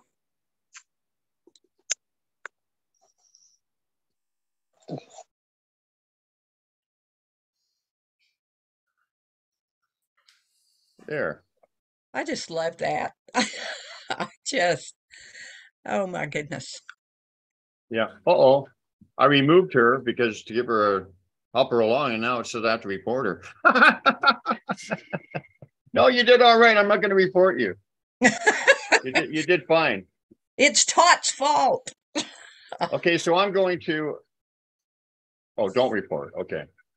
Okay, so I'm going to start bringing up. Maybe I'll bring up Ashley's. We better start getting on with some of these pictures. Yeah, because I'm going to Because I have to mean, leave at 3 because I've got stuff what I have to do when's at that? 3. 3. An hour and a We, half? yeah, we still got an hour and a half. Okay, I'll start bringing. Well, I'll bring up Ashley's then, and Okay. then we'll start going through. I got a few to share. You got a few to Okay. share. Mr. Beans Yep. has got a rock. Yeah. A rock, Yeah. rock and water and life while story. And while we're talking about this stuff, I put the link to Heartlight Meditation. That's the Sasquatch meditation. I put that in the comments for anybody who wants to raise their vibration and get in their heart and any kind of stuff like that. It's very powerful stuff, so good luck with it.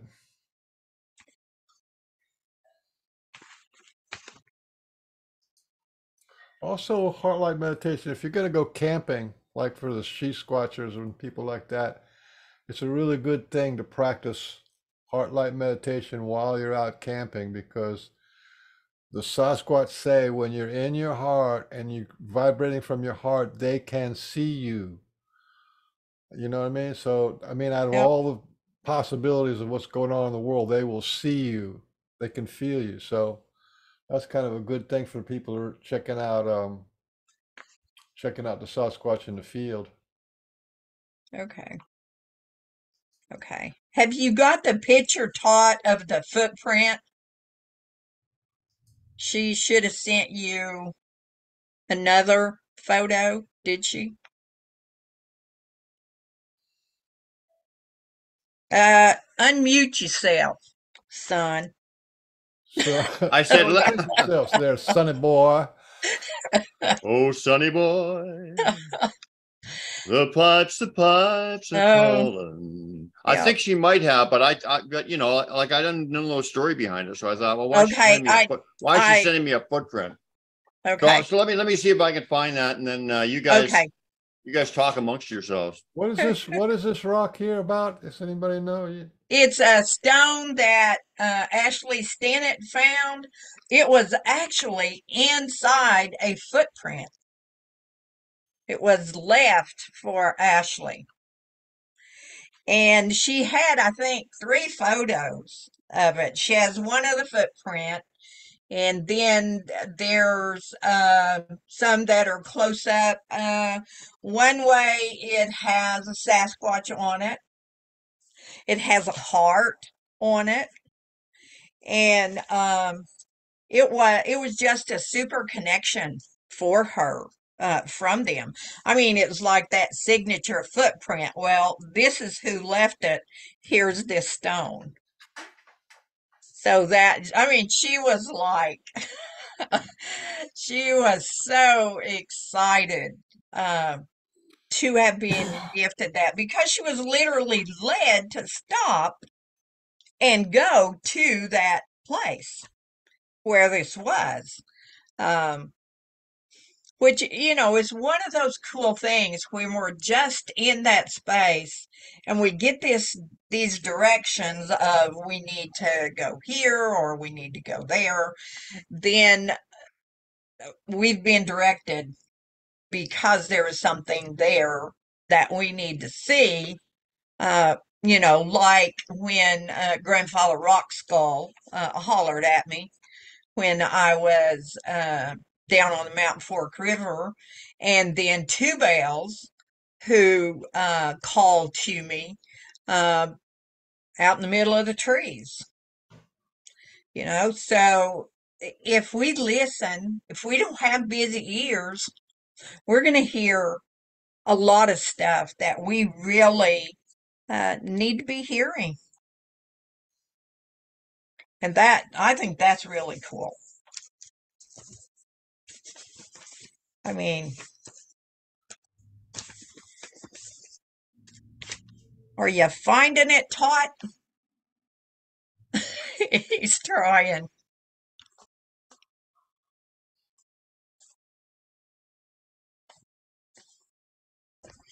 For you that are in the chat, if you would please, if you feel like that you have a stone that is what's called a connection stone to Sasquatch, if you would just make a remark about that, if you'd like to share a photo of it, we'd love to see that. That would just be so awesome because I'm meeting more and more people who are finding those stones or being led to those stones. Yeah. Okay, I got it. I've got it, but I screwed up the order of my pictures that have to be in order now. So now I'm really messed up. I was trying. Well, no, that's so. Anyway, you guys continue for a bit. I gotta get these pictures in order Gotta again. Yeah, we gotta have order. Beans, do you want to? Were you What doesn't able? Beans tell? What didn't Beans share his rock and water and life story and whatever? Why don't you? That'd be a good time now, Beans, if you want. That'd be awesome. Awesome. I gotta That'd get be awesome. that So grill. everybody want to hear my awesome story. Yes. Okay, well, it was pretty awesome. It's kind of a little bit of a long story, but back in 2012, I was kind of into UFOs. Sasquatch wasn't on my radar. I mean, if somebody said they had a bear encounter or they had a Sasquatch encounter, it would be the same value to me. It was like, okay, that's cool. They weren't on my radar, but so I was in kind of like, and that's back when the internet was just coming on strong. YouTube was coming on strong. And I saw this guy named Thomas Hughes. Now, I don't know if everybody Yep. knows Thomas Hughes. Remember Yep. him? I remember Thomas. And he was actually a really great guy. Hmm. He was out of Houston, Texas. He's a couple miles outside of Houston, Texas. Had some property out there. And anyway, he was on this talk show, and this lady was interviewing him about something. I don't know what it was, but he was talking about the first time he had mind speak, and it was a great story. I won't get into that. It had to do with a turtle, and because of that connection with the turtle, I've had been gifted turtles about 3 or 4 times since then.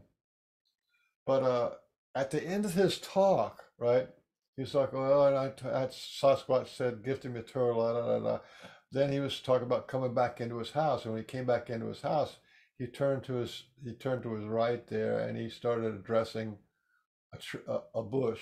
Like they had this bush with thorns on it, and he goes, "Thank you for protecting my house. You're doing such a good job," and so. And I got pinged. I go, "Ping, what is that?" Because I was like, I didn't ever hear anybody, much less a Texan. I didn't know he was half Indian at the time, but much less a big, tall Texan talking to plants, admitting that they talk to plants. I'm going, what kind of a mind is that? I mean, like, what's his worldview, And so I actually looked him up on the internet. I looked him up on Facebook and got a hold of him, got a hold of his phone number, and I said, hey, I just thought I'd call you. I was listening to you. I heard about you. And he's going, yeah, yeah, yeah. And then I said, at the end of your talk, you had this thing. You had this thing where you talked to this plant. Like, what was the deal? And I was like, in my head, it's like, that was the question. What kind of a mindset do you have to have in order to talk to a plant? Your house plant. And his reply, was, well, I'm half Indian. That's just what we do, which didn't give me anything. I mean, I didn't tell me what I needed to know. And I said, oh, okay. And then I started talking. I thought, well, since the guy's talking about Sasquatch, maybe I'll ask him a Sasquatch question. I said, so how do you get to be friends with a Sasquatch? And he said, oh, go outside your front door and just say in a normal voice, hi, Sasquatch people, I want to be friends. He said, do that every day for a couple of weeks to see what happens. So I thought, well, that sounds like a pretty easy thing to do. So I went outside every time I go outside my house, my car or anything, I just say, hey, Sasquatch people, I want to be friends. You want to be friends? and about like that. You know what I mean? It wasn't anything, didn't have any cherries on it. It's just normal. And so that went on for like about 2 weeks. And somewhere in the middle of the second week or at the end of the second week, I'm I'm laying in my bed and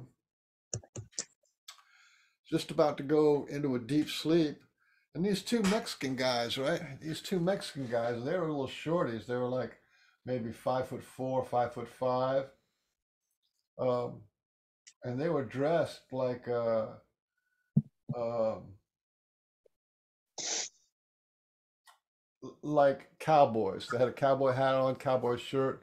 They come and got me, right? One on one arm, one on the other, and they took me out west somewhere where there's red rocks. You know, where they have red rock cliffs and red rocks. And I came over and so I'm going like, well, this is pretty cool. I never had a like a dream vision like this before. And they said, here, you sit on this rock and talk to that rock. I said, oh, okay. I figured I better play along with it because it was a pretty cool thing that was happening to me. So I just turned and looked at that rock, and the rock says to me, I'm a rock god. I'm a god of rock. And I go, okay, that's cool. And I was just like, I was there for the duration then. And then he started talking. He started talking about how in the beginning, he said, wherever there's rock, wherever there's water, there's rock, because rock and water love each other. Mm. Water is always touching rock. There's no time when the water is not touching rock unless it's in the air, being carried to go fall on rock. So that's how he started off. And then he started talking about water and rock make life. And the first thing that the new life does is make more water and more rock. And then he showed me this is all done in sort of like a 3D video kind of a deal. They showed me how these little tiny microbe things were making like little shells and diatomaceous earth and all those kind of little things. They make rock. And then and he just went on for the whole history of the earth. You know, then the next was the fish, and then the other things, vertebrates, non-vertebrates, and all that kind of stuff, and how they make rock, and how wherever water and rock is together, it makes life, and then the life makes more water and rock. This went on the whole history of the earth, from the evolution and the of animals all the way to the, you know, just showed me the dinosaurs, everything, right? Water and rock makes life, and then life makes more water and rock. Then finally got to the human. This took 3 hours, okay, because I knew when I went to bed, and then I kind of woke up when I was done because I wasn't asleep during this. I was just like sitting there.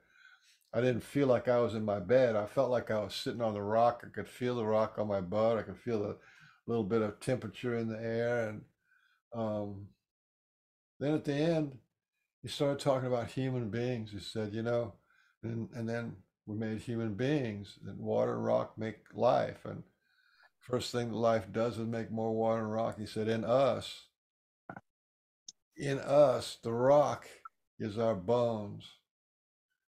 And our bones, that's who we are. Our bones are what support us, and the water is in our blood. And they said that the blood is made inside the rock of our bones. Our bones is what makes the blood. And I thought, wow, that was pretty wild stuff, you know. From sitting on this stone, talking to this stone, talking to this rock god, I got the whole history of life on planet Earth, right? And in terms of water and rock love each other, and their love for each other makes life. Wherever there's water and rock, there's life. So anyway, I kind of woke up after that. And I go, wow, that was amazing, you know. And the next day, I was told my son, I said, hey, I had this dream as a vision and blah, blah, blah. It's like, you know, it's a shamanic journey. I never had a shamanic journey. And He says, I said, Dad, you're getting a download. You got this download of information. I said, I guess so. It took me 3 hours. That was the next day. And so I'm walking around. It's like wide awake like I am now. And the rock gods talked to me again as I was wide awake. And he said, the rock people looked at humanity and wanted to give them light. Light, wanted to give them light. And then he showed me how put the rock people put the idea into the scientist's head about lodestone, which is magnets, and how to make magnets stronger, and about copper wires, which is rock, and iron, right? They have iron and copper, and how if you rub these two things together, a current is formed. And then so that they were making these generators, right? And then from the generators, they made power plants, which was water falling over Niagara Falls and spinning these generators, and the generators made light. And that kind of blew my mind, right? So the rock people were saying that they are the ones who inspired the scientists to do this. And that's why, because they wanted us to have light. And that's why everybody has light in their house. And I was like, and this is like, again, wide awake, right? And I still knew nothing about how does a Sasquatch fit into this? You know what I mean? I wasn't even thinking about that. They were still not on my mind. The little, my own inner light didn't come on yet. I didn't connect the dots. You know, and then the second day, I was walking around. Okay, so there's then one night, and the next day, and that day, then the second day, I was walking around, and this God Rock started talking to me again, and he said, Water and Rock wanted to connect people, so he showed me how they made television and radio, and from the electric current that these guys were making, they could make radio and television and telephones. Okay, that was pretty profound. So that was the second day. What, yeah, that's the second day.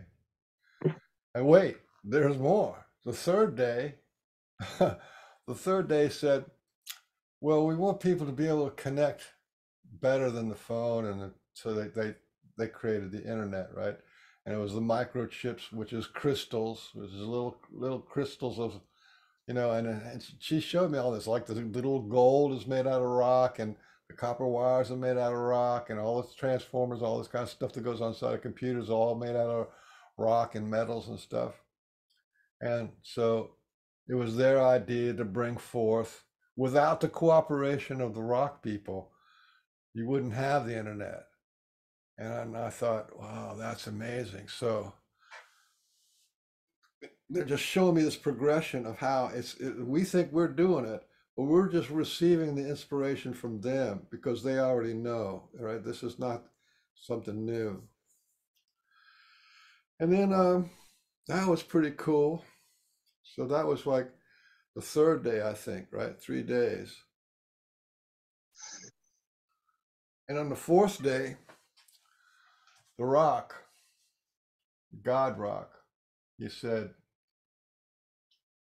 he started talking about quantum physics, but he didn't, kind of snuck up on quantum physics. What he showed me was this generator, right? He showed me this generator, and this generator was in a factory, and then the generator and the wires were creating current, and this current went down, you know, across the state, and then went into this building, and then it went up to this little socket, and then the socket went into this little tiny box, right?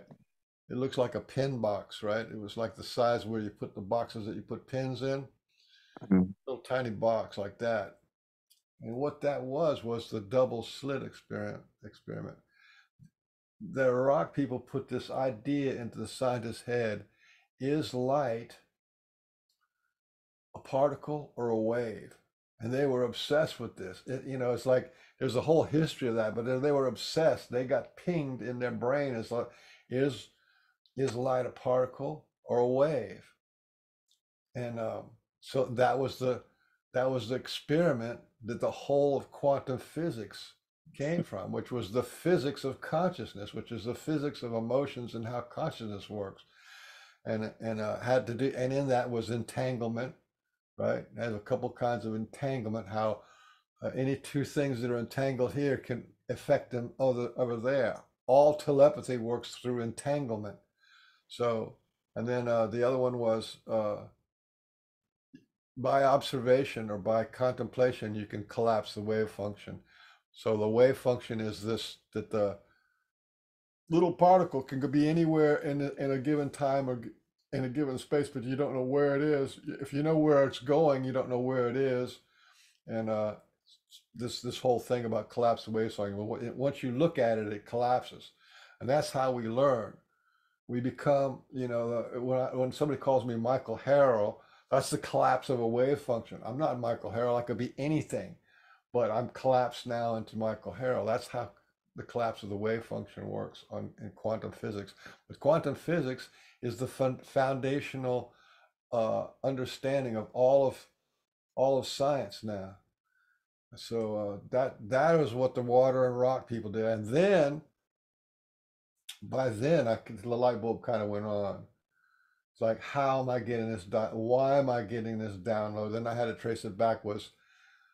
My question was this, which I don't think was my question. I just got pinged by the Sasquatch people to go, what kind of a headspace would you have to be in order to be able to talk to a plant? And the bottom line is that the bottom line is everything is conscious. If water and rock and air is conscious, then everything is consciousness and everything can be talked to. And that's a very powerful message for the Sasquatch message to humanity is everything is conscious and everything is willing to interface with us and everything is in our favor. Everything is in our favor. You know, as a compassionate connection, family kind of thing, like you said.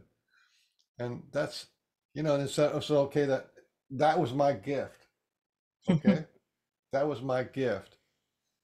But there's a Hindu people say this thing, right? The people who get involved with gurus and stuff, they say, who is greater, the giver or the gift?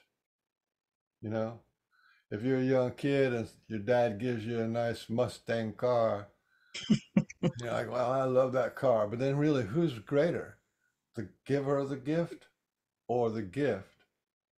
And Sasquatch gave me this whole understanding about the nature of reality and the fundamental core truths of what matter and consciousness and how it all works.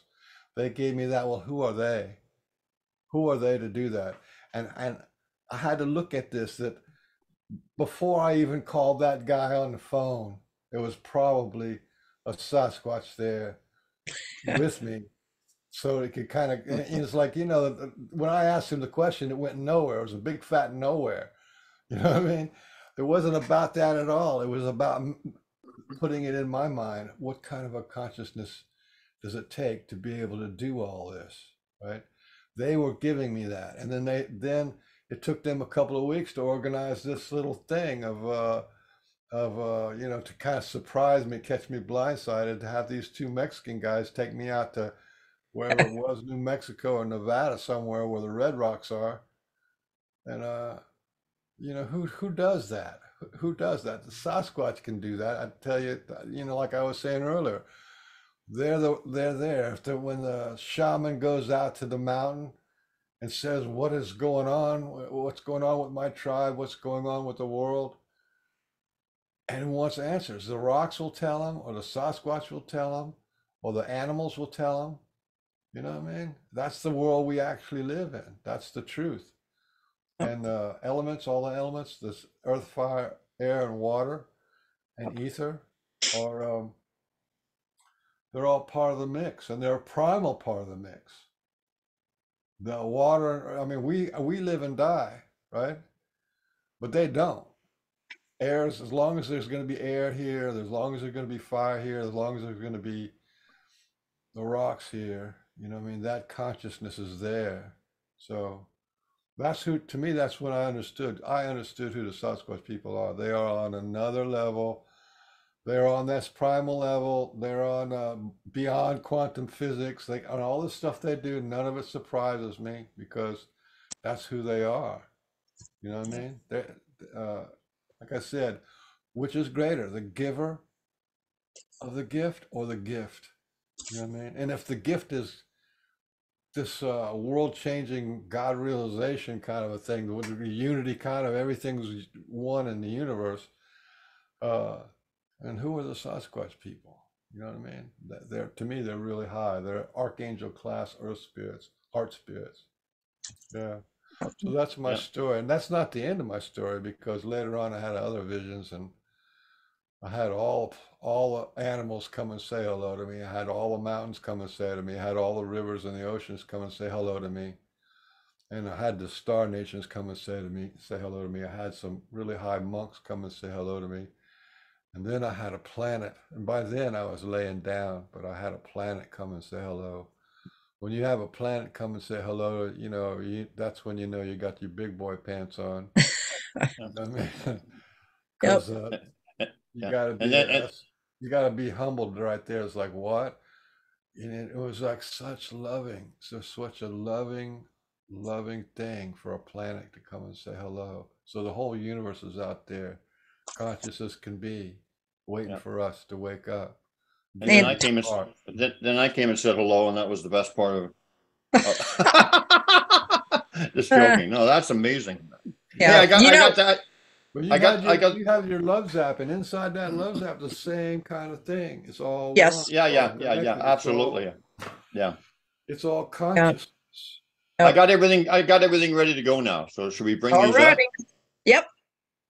And I can stay later than 3, but you'll have to give me right at about 3:30 if we go that long. 10 Well, minutes because I have well, something I have to do. we got an We hour should and be done. Yeah. yeah, we got an hour and 12 minutes or so. Yeah. We might be able to sneak it in. I just want to get these. That was the most detail I ever heard that story, Beans. That was cool. That's awesome. That's And just, but as once again, as I always say, Beans always leaves the one part out.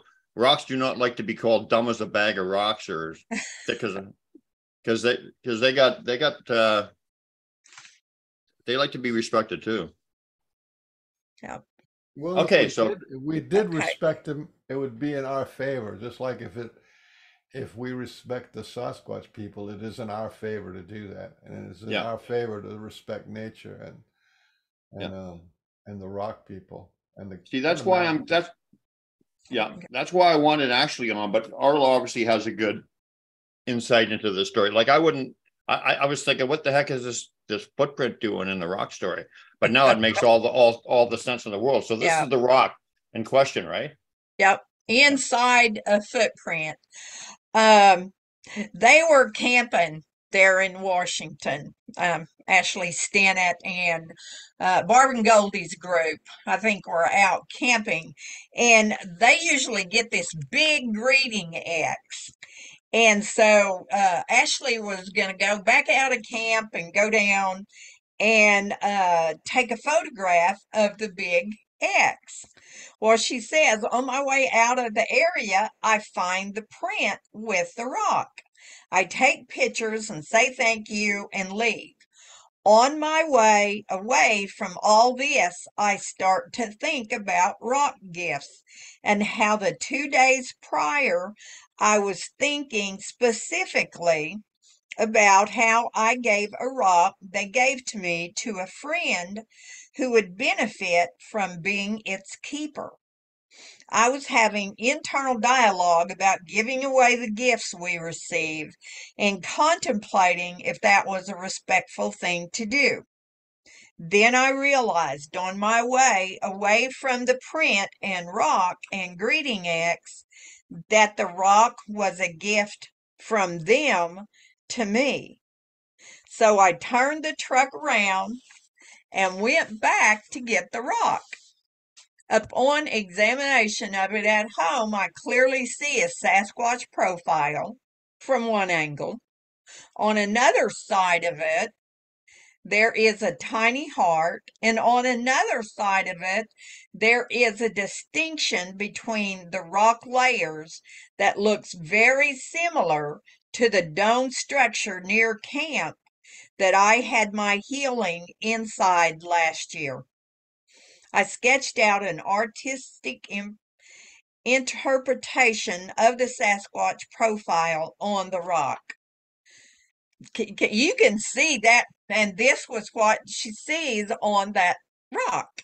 And you could see it in that prior photo as well. It's right there.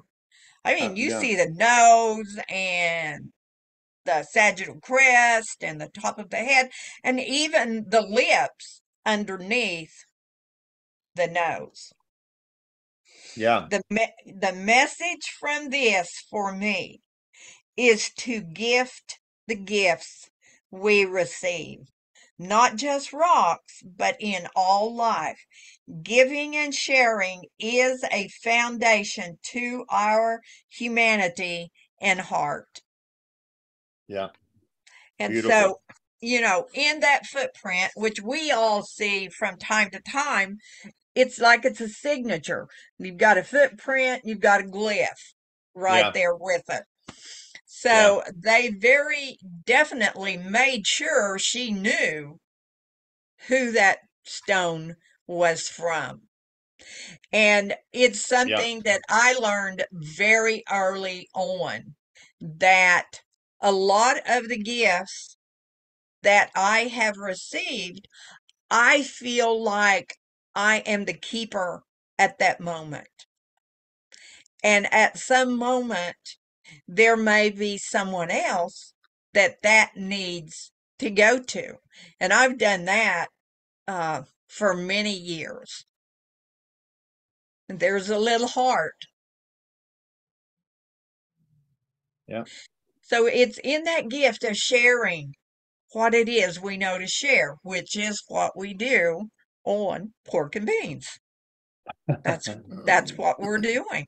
So this message holds true for many different things, for how Ashley was gifted this, for how we feel on Pork and Beans, for how people who are sharing the information and the experiences that they have help. It's that planting seeds and growing that heart space. Yeah. That's so important. And Yeah. here you've got them using a stone person to do that. Yeah. Beautiful. And I And don't you know, know, Todd, you saw the structure that she's talking about, didn't you? yeah. And So, that's very much what that structure looked like on that stone. oh geez, I had that structure picture too. Well, whatever, but we'll just leave it at that. But see, like Okay. that's why I said I didn't know what these other anyway. But yeah, but no, I mean that's how they. Yeah, I mean that Yep. makes perfect sense. They're so Yep. detailed in what they do and everything, right? Yep. Okay, should I? Maybe I'll get on to some of mine, and then Okay. we'll leave you for last, there, Arla. That'll be fine. That way you'll have to stay.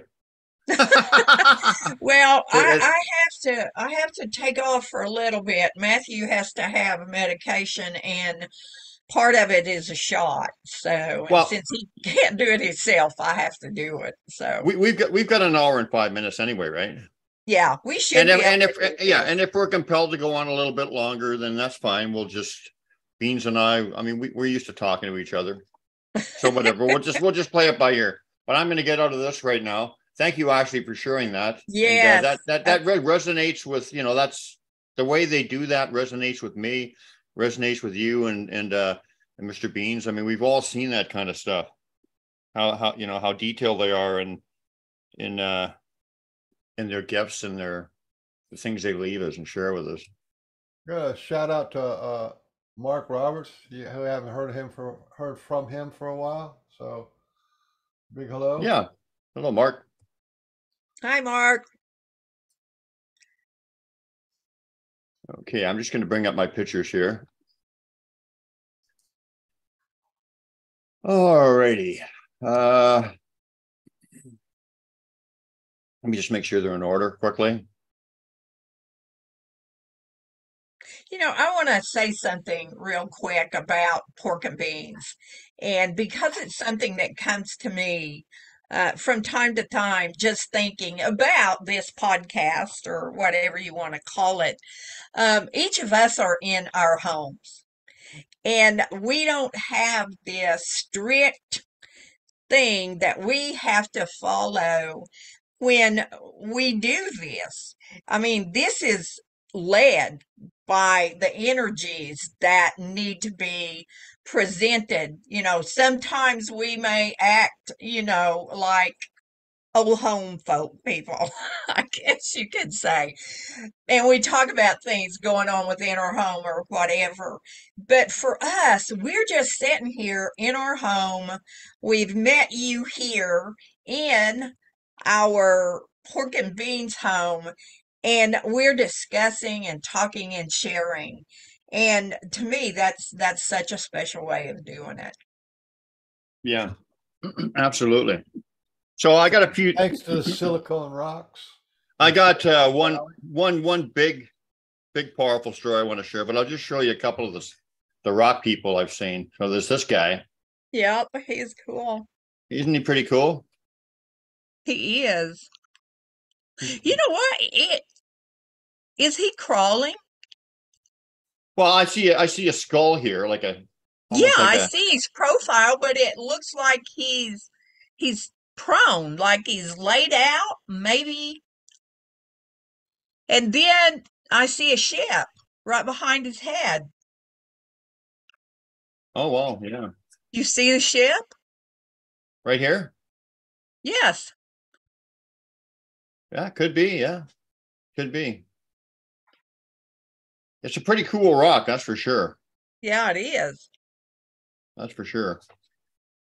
Should I move on? Looks like two. Oh, go ahead. Rocks. Go ahead. Looks like two rocks stuck together. Yeah, like No, they've been.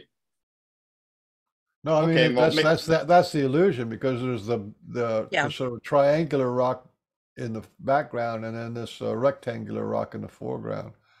But there's Yeah. actually one rock. Yeah. It's sort of like that. Like, look at that. Look at this guy. One thing I noticed in a lot of these rocks, and we'll see these in some of the other ones, we look at the personality in these rocks. Some of them are really like humorous, and Yeah. I had one day where I was walking along this magical day, and all the rocks were every rock I saw a face in it, they're all introducing themselves to me. And you could see the personality in whatever in the different rocks. And I think that'll show this in some of these pictures. But yeah, this guy's pretty cool, isn't he? Yeah, he is. This isn't the one I gifted you, is it, Arla? No, actually, I think that one I gifted you is coming up. Maybe Tom got this one, because I gave a bunch of these away, but I didn't give my 3 rocks away, obviously. He looks like a standing stone kind of guy. Yeah, he does, doesn't he? Yeah, he's pretty cool. He almost looks well, he's almost got like a First Nations kind of face, very stoic, but then he's got almost like the Star Nation's head or something, like an elongated head or something. I don't know. He's pretty cool anyway. I want to say something real quick, Todd. About that rock? Yeah, well, it reminded me of something that I read. They've now come up with some information that some of these places like Stonehenge and things, who have huge stones placed around in particular areas, are actually resonance chambers. Wow. As well, that you can reach vibrationally connecting with those stones, and you will get some of the same effects that you get. They sing, literally. You hear the vibrations of them. I thought that was kind of cool, and that's what he made me think of. And then when Beans said a standing stone, I was like, oh, thank you, Beans. That's my end to say something about that. So Cool. that's cool. I think I gave Tater this one. It was Tom Cantrell. I think so. But the one I gave you is coming up too.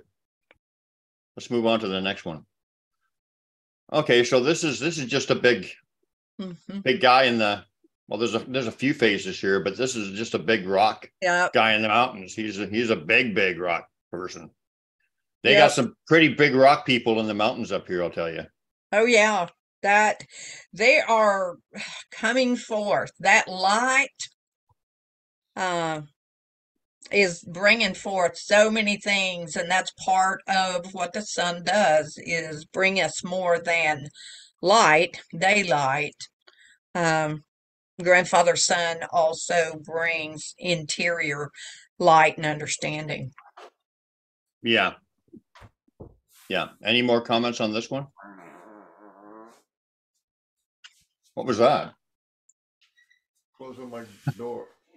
Oh, it sounded like something else. I was going to say beans. I was going to say the beans are working. So, okay, so I'll go on to the next one. Here's the one I gave you, isn't it, Arla? I don't know. But he's pretty cool. He is cool. Yep, he is cool. You don't recognize him? I have seen him. But I'm trying to think if I have him here now. I thought I gave that one to you. I know I gave you one. I'm not sure I have him here now. No. If he's here, he'll surface. He'll make his presence known. Yeah. See, this guy looks kind of stern and whatever. Like he's got kind of a frown, and he's furrowed eyebrows, and he's a no nonsense kind of guy. Oh, and here's another rock person in the. Yep. Look at that. I just love that they're, and they've always been there. We just were not where we needed to be to see them. And, through the light, they're bringing that to us now. Yeah. Yeah, he's pretty cool for sure. Remember those those things that were one guy was frowning and one guy was smiling? Yes. That's one of these guys, and I'm sure the Sasquatch propped this up, because I remember I specifically just stopped and sat on this one rock when I was hiking in their home, and I saw this propped up right in front of me, like the first thing I seen, and so he's pretty cool. He is. I don't remember what those faces were called. What were they called again?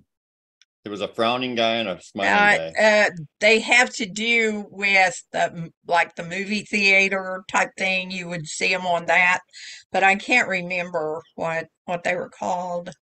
Comedy and drama. Yeah. Okay. Oh, look at this guy. He's a little chilly. He's not liking all this cold water. He's a Mr. Bill rock. I find Mr. Bill rocks all the time with the big eyes and the mouth open. Yeah, but he's looking like, get me out of here.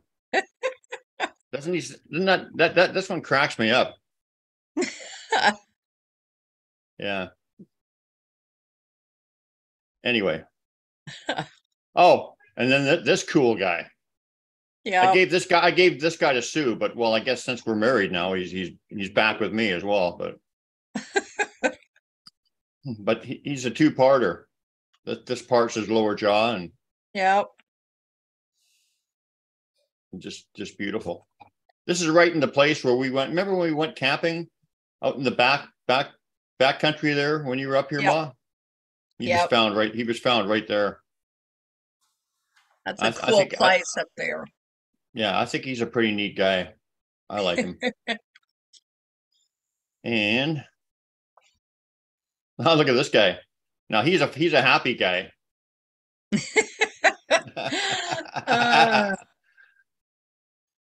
He's a real happy guy. Oh, but this guy, he's kind of like the Grinch. Oh my goodness. See him? It He's, almost looks like he's that mark on him. That's really cool. yeah, but he's not the happiest. He's kind of a grumpy guy. Oh, and then look at this owl one. Isn't that cool? That is cool. That looks just like an owl. Ah, okay. And of course, here's RE in rock. We've all seen this one, right? But, this just talks about how they can, they can just think themselves in any form or whatever. Yep. They can actually change the molecular structure of rocks and whatever. I guess that's the way to say it, to look like something. And like, I don't think that they sculpted this. I think he just thought it into being, or he just put his face in there. Yeah. But this one's a very, very cool one. And actually, my first sighting of RE, I just saw off into the bush just off to here. So this was the area. That's a good one, eh? Amazing. Here's my one walks with 4 message that left me in rocks. That just automatically came to me. Mind speak. I knew immediately. It was in my head. 1 walks with 4, and this basically just talks about my journey with them. Here I am, 1 walk Sasquatch foot with 4, and the 4 in a circle, which is very important symbol of them, connection, whatever, and different levels of that walk. I suppose it's very detailed, this message. Mm-hmm. And I got the exact same one, but a week later in another campground. Now this is, I included this one because I left them some stones, some crystals as gifts. And I think I left them a series of 6, and they didn't take them. And then about 2 months later, I went back and they swapped one out and exchanged it with this. And it was really hidden away someplace where people wouldn't have found it. But anyway, I treasure this one. It's a little crystal of some type, quartz crystal, I suppose. And yeah, so they switched that one out and gave me this one. Oh, and this one is amazing. Look at this one. Yep. Now, it's got the X and the figure 8 on there. Now, here's the story behind this is my friend Laurel left this rock for them at the place where we gather, the place where you'll be at in September. Yep. But when she left it, this X, which for me means friendship welcome, that's just my meaning, and this figure 8 was not on there. So they added that after the fact. That's pretty cool, huh? That is cool. Okay, so I'm going to start my story, okay? All right. About my 3 gift rocks. And I have to include these because it's part of the story. You can't do the story justice unless I tell every part of it. And part of it includes glyphs.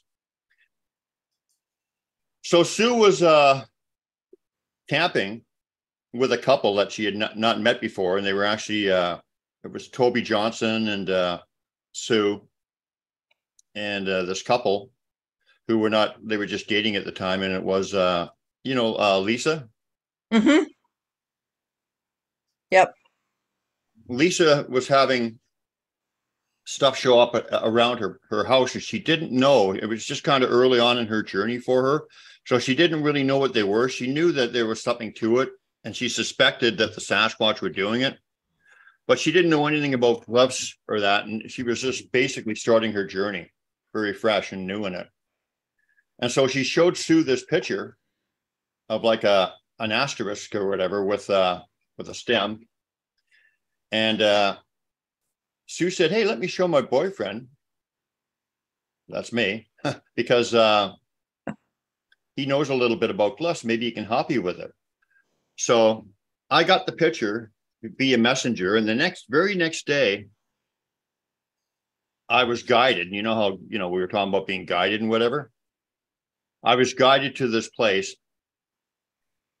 and I immediately walked up to this. which is basically the same, the asterisk, the Yep. stem. And up to that point, I'd seen thousands, you know me, I've seen thousands and thousands of glyphs. I don't think I had seen one quite like that up to that point. So as soon as I saw it, I knew the significance, guided there. I got her picture. They gave me this. So when I showed her this picture, she automatically knew that, oh, wow, this is all real. This is a real thing. And she was drawn in, and it was kind of like her introduction to a deeper connection with the Sasquatch. So it was a big, big moment for her. It was like, a wow moment when I showed her this, and I also said that I had never found one quite like that before that.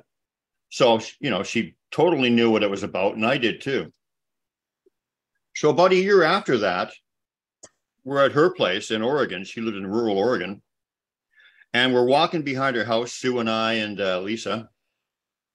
And we're walking along this dirt path, and we come up to this.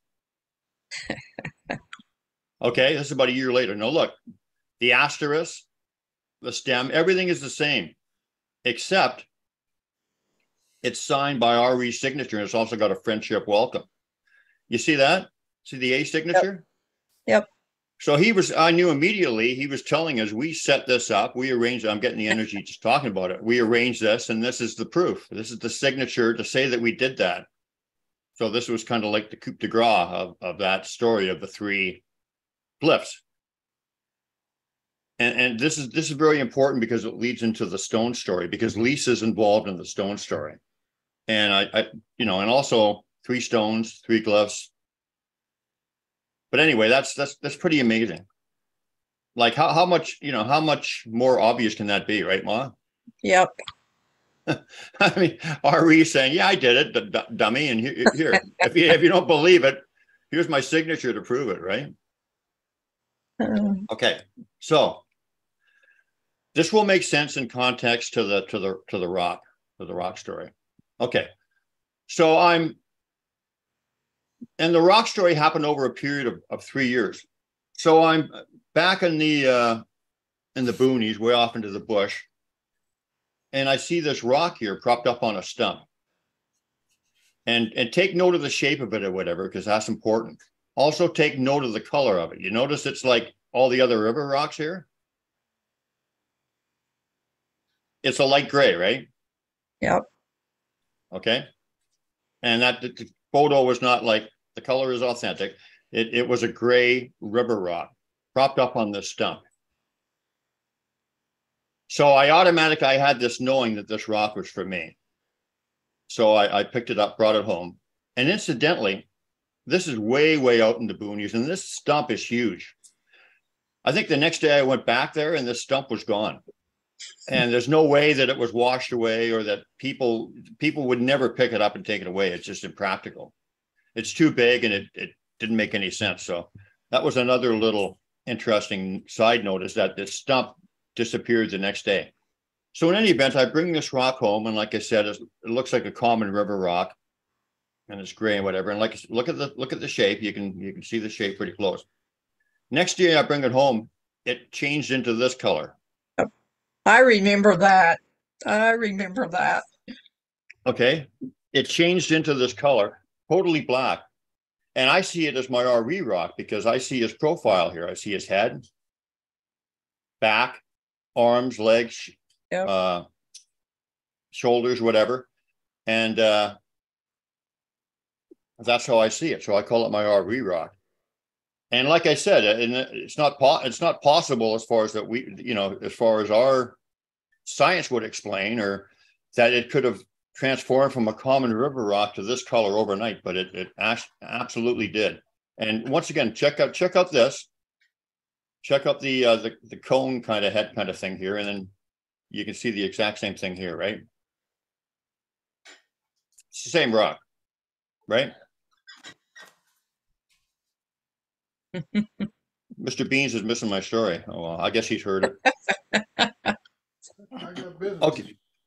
What, smoking? None of your business. So anyway, so about a year later, I have this rock, and I'm back in the back country, right where we were camping out again when we went out into the backwoods there, Ma. And I'm holding this rock up, and I'm thanking the Sasquatch people. I'm saying, thank you so much for this rock. I can't even explain how much it means to me. It's I treasure it, and it's just, I can't even express it in words. I was just pouring my emotion out to them and letting them know how much I loved it. So the next day I packed up, although I didn't really have much. In those days, I just used to sleep out and just like right out in the open, just on a little tiny inflatable mattress right out by the fire and stuff, and no tent or anything. And so I packed up what I had, and I started heading out. The day after, I was thanking them for this gift. As soon as I hit the path, I heard a whoop, like a real loud whoop with a P, like the P on the end, like whoop, like an obvious one. And as soon as I heard it, I looked down on the forest floor below me on the path, and I saw this rock. And as soon as I saw it, I got mind speak, and it said, "You're getting a third." You're getting a third. And I see this as the Sasquatch face too. I see two eyes, a flat nose, mouth kind of thing. And this rock, however, was already black. And I think that they're fine basalt, the three rocks. But this one was not like a river rock when I found it. It was already this color. And it's the same type of rock as the RE rock when it transformed. So anyway, so I bore that in mind. You're getting a third. So about a year later, this is like 1 year intervals. About a year later, I'm at a gathering with Lisa and Sue and a lady called Tish Paquette, who's actually coming in September. I don't know if you know her. Do you know Tish? I think you do. Yep. And some other people, and we were having like a little gathering at Jeff Roan's house in South. I think he lived just around the Washington, Oregon border. And so we were all gathering at his place. And as we were there, Lisa had gone on a little hike, and she found this glyph and was telling me about it and saying, "Oh, you got to come and see this." So I went and looked at it. And when I showed it to Jeff later, he was saying, "That looks like the floor plan of my house." So they were acknowledging this gathering as being something of significance for somebody, or for some of us, or for somebody in particular, whatever. And you can see there's the A signature there, an X, and a bunch of different things, plus like a floor plan, kind of like a house. And Jeff said, that's like my house, which is very significant. So a little while later, Lisa came back from across the road from Just Place, and she found something sitting on a boulder, right? Sitting right on a boulder. And the ironic thing is that Sue and I were just there a few minutes earlier and hadn't seen it. But she picked this rock up. Excuse me. And as soon as she picked it up, she got mind speaking and said, "This is for Brian." So as soon as I saw it, I said, "This is the third rock." I knew for sure. And I'm going to go back to that picture in a second, but here they are all together. So here's the family of three. And you notice they all got this angle here. They all look like faces, kind of. They're all kind of unique. But you can tell that they belong together, right? And they're all the same kind of rock. It's pretty obvious. Anyone who sees it, they're like a little family. Yep. So I got these over a period of 3 years. So when Lisa handed this rock to me and I showed it to Sue, Sue said, "Brian, your name's written on the bottom of this." And I thought, whatever, I wasn't thinking I was too involved with talking to people, so I didn't really look at it closely. But about a month later, we're driving down the road, and I got the rock in my hand, and I'm twisting it back and forth, looking on the bottom. I said, "What in the hell?" I probably said the F word though, but whatever. But I was just like stunned because it just popped out at me. And my name is written on the bottom of that rock. And I don't know if it shows up here, but it's B-R-I. Yep, it does. B-R-I-A, and then the end's over here. And I was just like, what in the heck? So, my signature was on my name was on the third rock. And I also thought, well, what the heck? This doesn't look like they just etched this in there the other day. Although with what we've seen with the RE rock, that's possible. But I think, in retrospect, now what you told me earlier today about going back to the seed or going back to the beginning, whatever, I think that this rock has something to do with that because this rock's obviously millions of years old, right? Yep. So I don't know. The interesting thing, what do you see when you look at that right there on the left of the stone, that indention? That. Yeah, I don't know. That looks like a seed to me.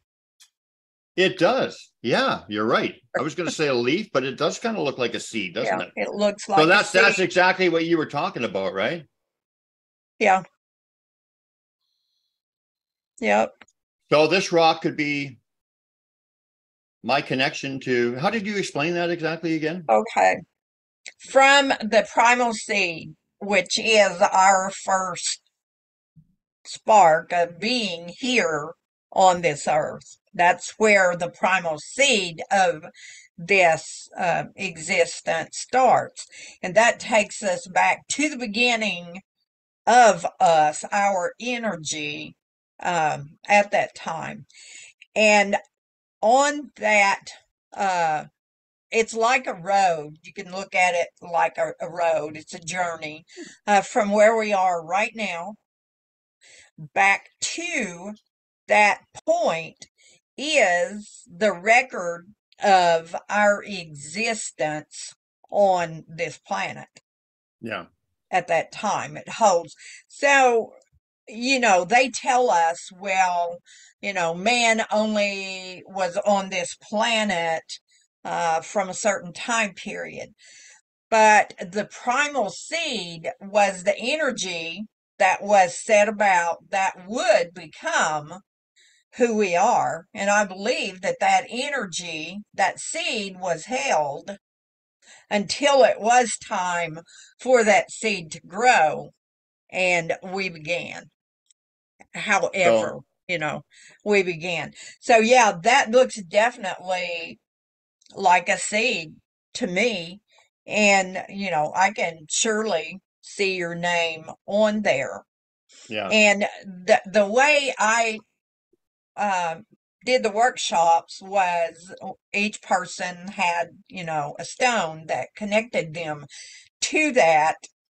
And primal seed that connect them to that specific primal seed, you mean? Yeah. So this would be my stone then. Yeah, that's what I would say. You would know more when you talk to it. And, basically your awareness of that wasn't open to you before. It is open to you now. And so that's what I would do.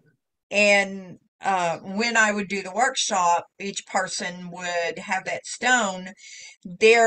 Sometimes they would have a question about something that they needed more information about, maybe a prior life or something that they just can't seem to release.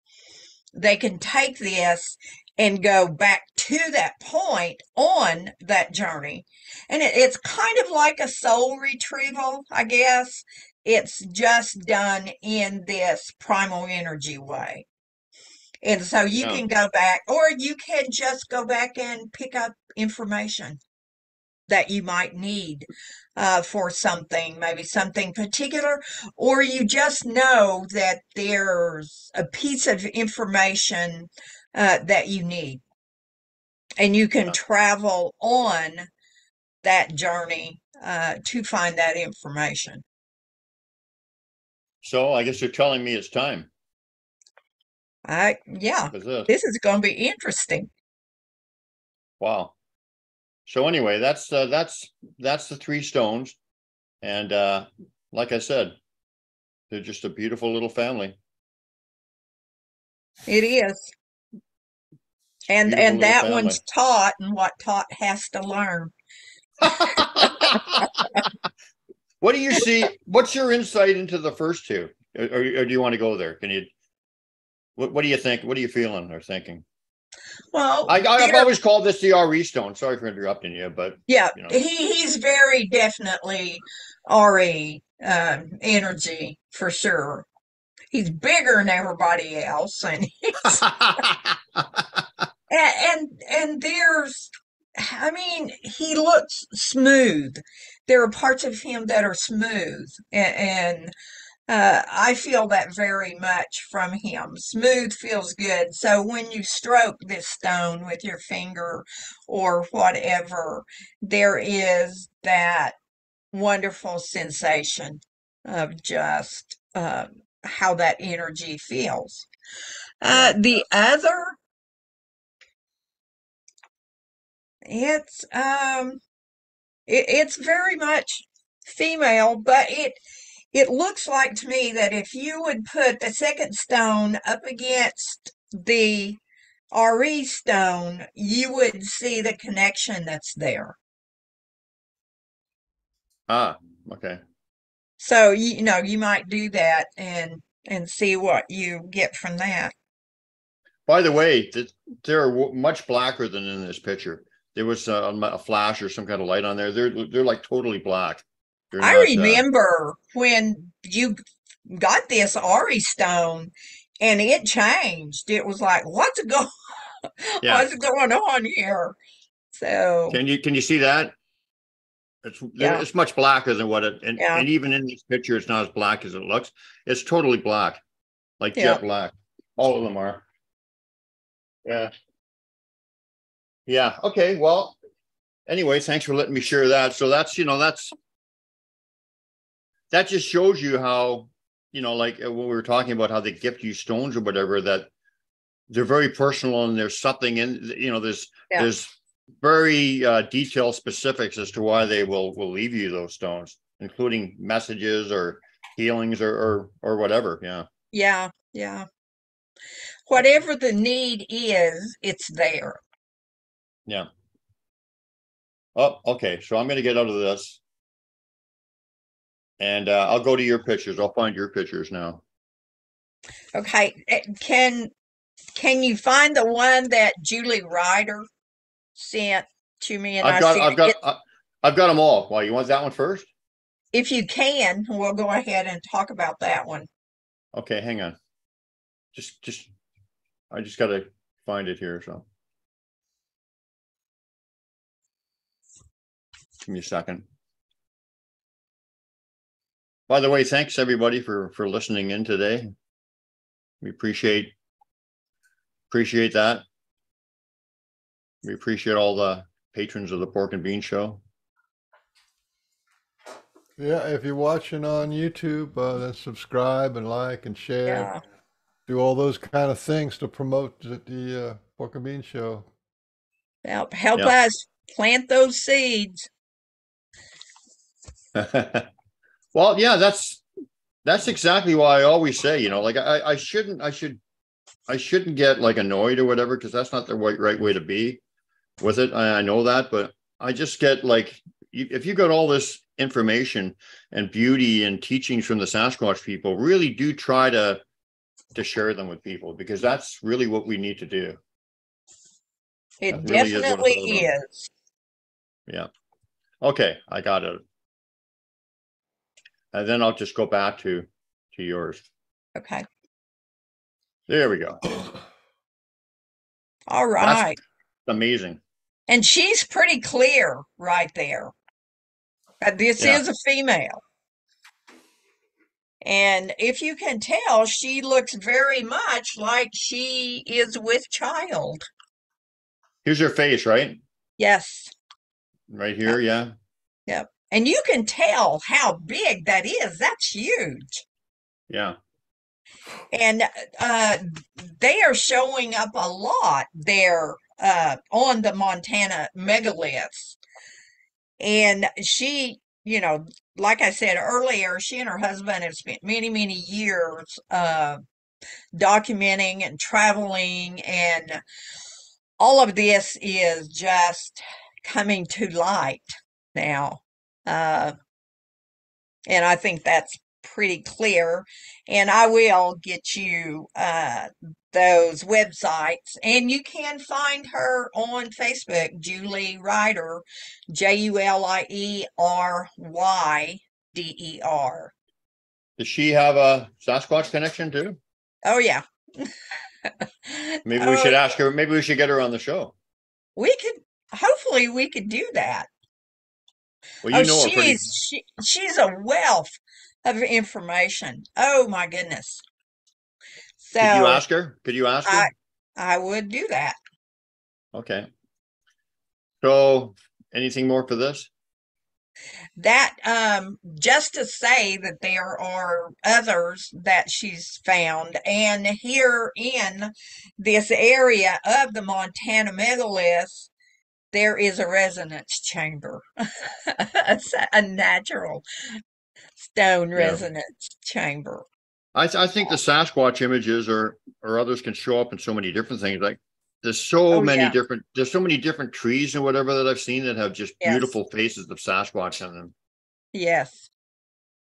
Yeah, Yep. You know, nature conspires to open our heart. yeah, All we have to do is just be in nature, and it just opens up everything. Okay, absolutely. we've had him on here before, Grandfather Rock Skull. He I was in extreme southeastern Oklahoma, uh, on the river there, the Mountain Fork River, down below Beaver's Bend. And I was just walking along, Watto and I were, the edge of the water, and that water is ice cold. You would think that southeastern Oklahoma would not have a river that was ice cold, but this river feeds into Beaver's Bend Lake, and it on the side that I was on, it comes out from the bottom of the lake, and that lake is deep. And so it's very, very icy cold, even in the heat of summer here in Oklahoma. Well, Watto and I were walking, and I heard someone say, "Hey," and I looked around, all around me, to see if somebody had hollered at me. And I didn't see anybody, so I thought, okay. So I took another couple of steps, and I heard, "Hey!" And I'm like, what the heck? And I turned around, and I hear, and I look down, and there he is, sitting on the ground. And I'm like, okay, well, hello, and he says, "I'm Grandfather Rock Skull." And I was like, "Oh, I'm glad to meet you. Uh, are you wanting to go with me?" And he was like, well, why do you think you know, why do you think I hollered at you? He didn't say it like that, but that was the impression I got. And many people who have sat with Grandfather Rock Skull will tell you he's something else. I took him with me to the Center for Sacred Studies in Guernfield, California, to some workshops I did, and they had a ball with him. He was just, his attitude is so funny. One of the girls said, "I think he needs a top hat." So, 'cause he's like this comedian of saying things.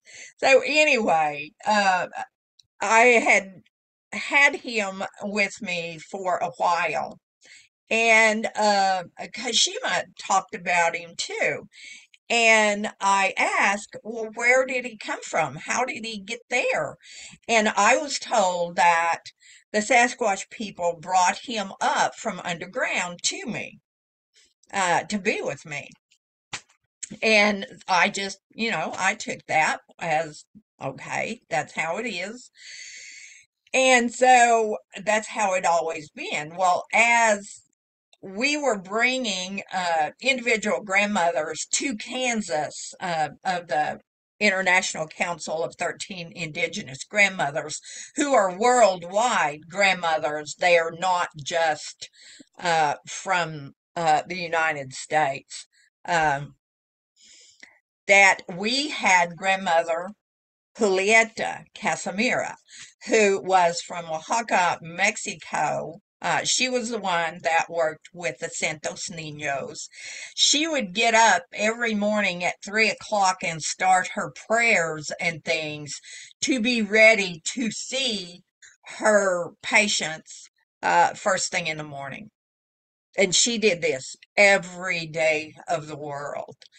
She was such a wonderful, wonderful woman. Well, we were talking, and I hadn't told her anything about him. I just asked her, would she look at this stone that I had? And of course, she said, of course. And so she held him and she looked at him and she addressed him and she talked to him. And then she said, many of these stone people are being brought from underground now up to our consciousness to help in the growing of humanity. So she basically told me the very same thing that I had been told. Mm-hmm.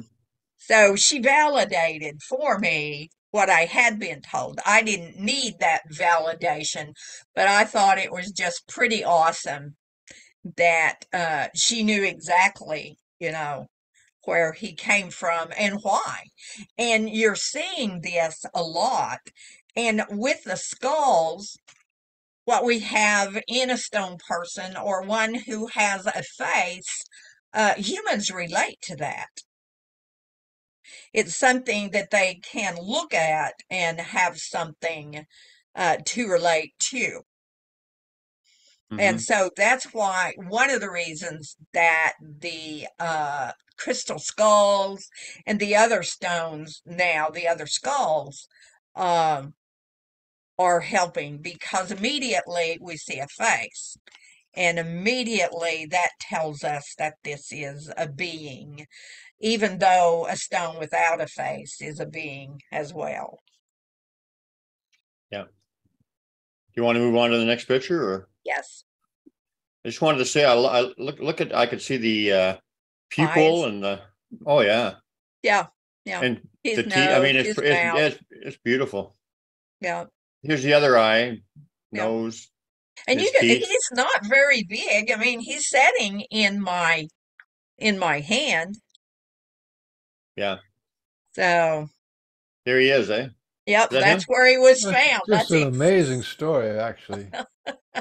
That's where he was found. Is that him right there? That is him, full face on. Looks completely different, but amazing. Yeah. You can see his pointed, elongated skull that sticks up. Yeah. And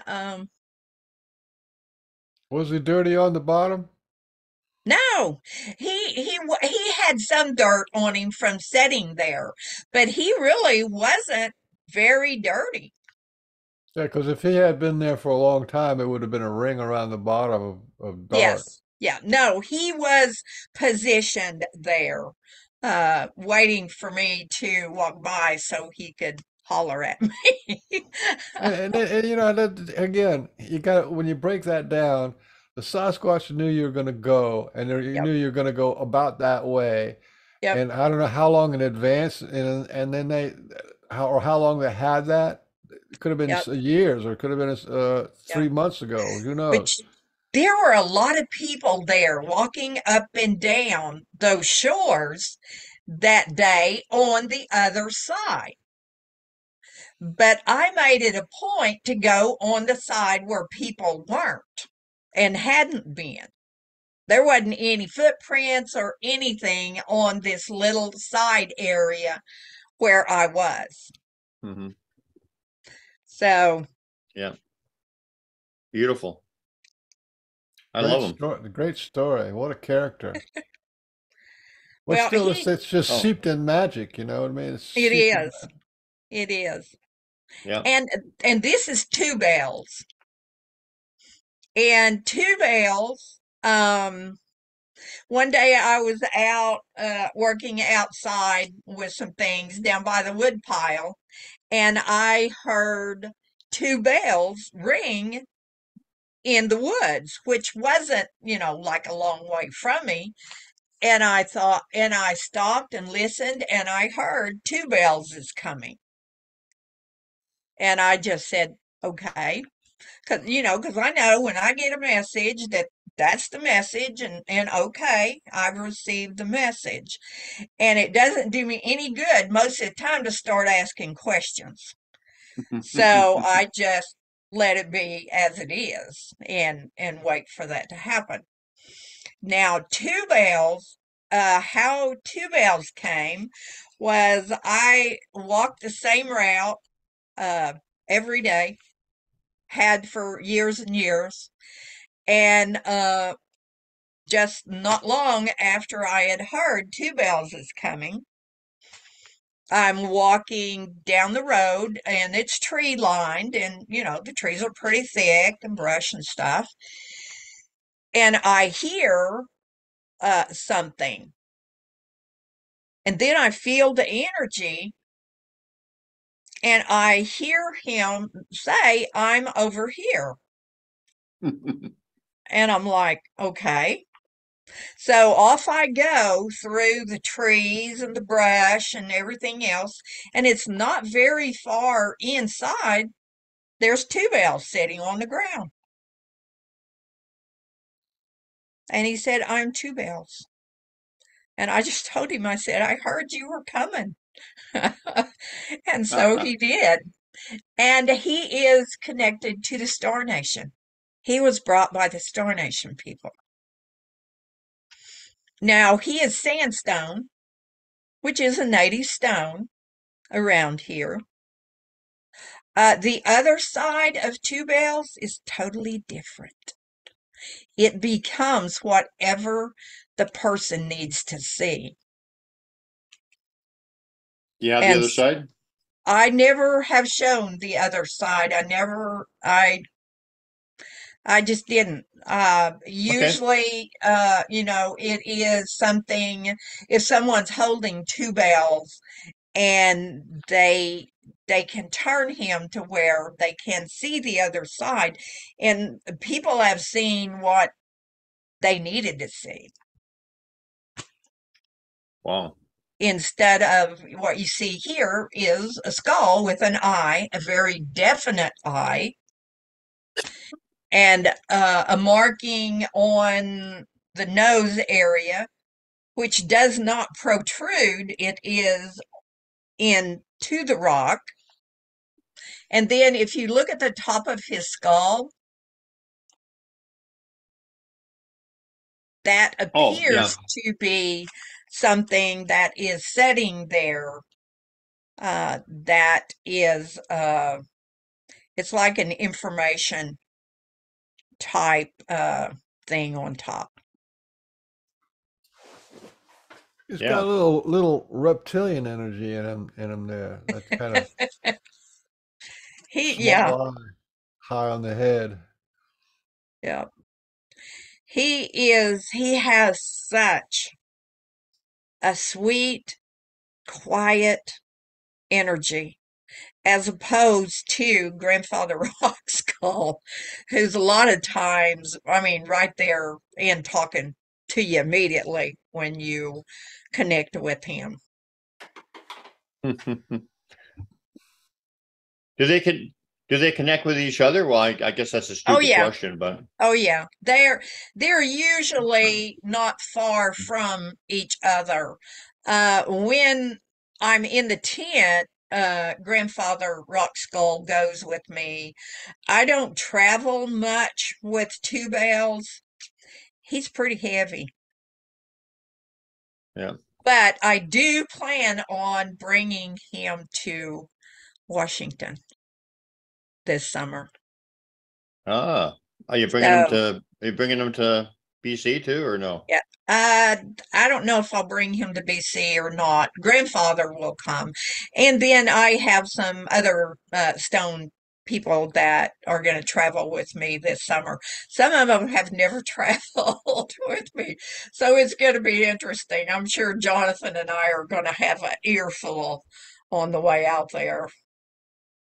Is Jonathan coming in September too, or maybe not? I No, guess. Eh? no, I don't think so. He's coming with me uh, In in July. July. Yeah, Yeah, yeah. and Kaoma too, right?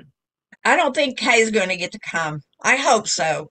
But right now, we don't think she is. But we are leaving that open to the universe.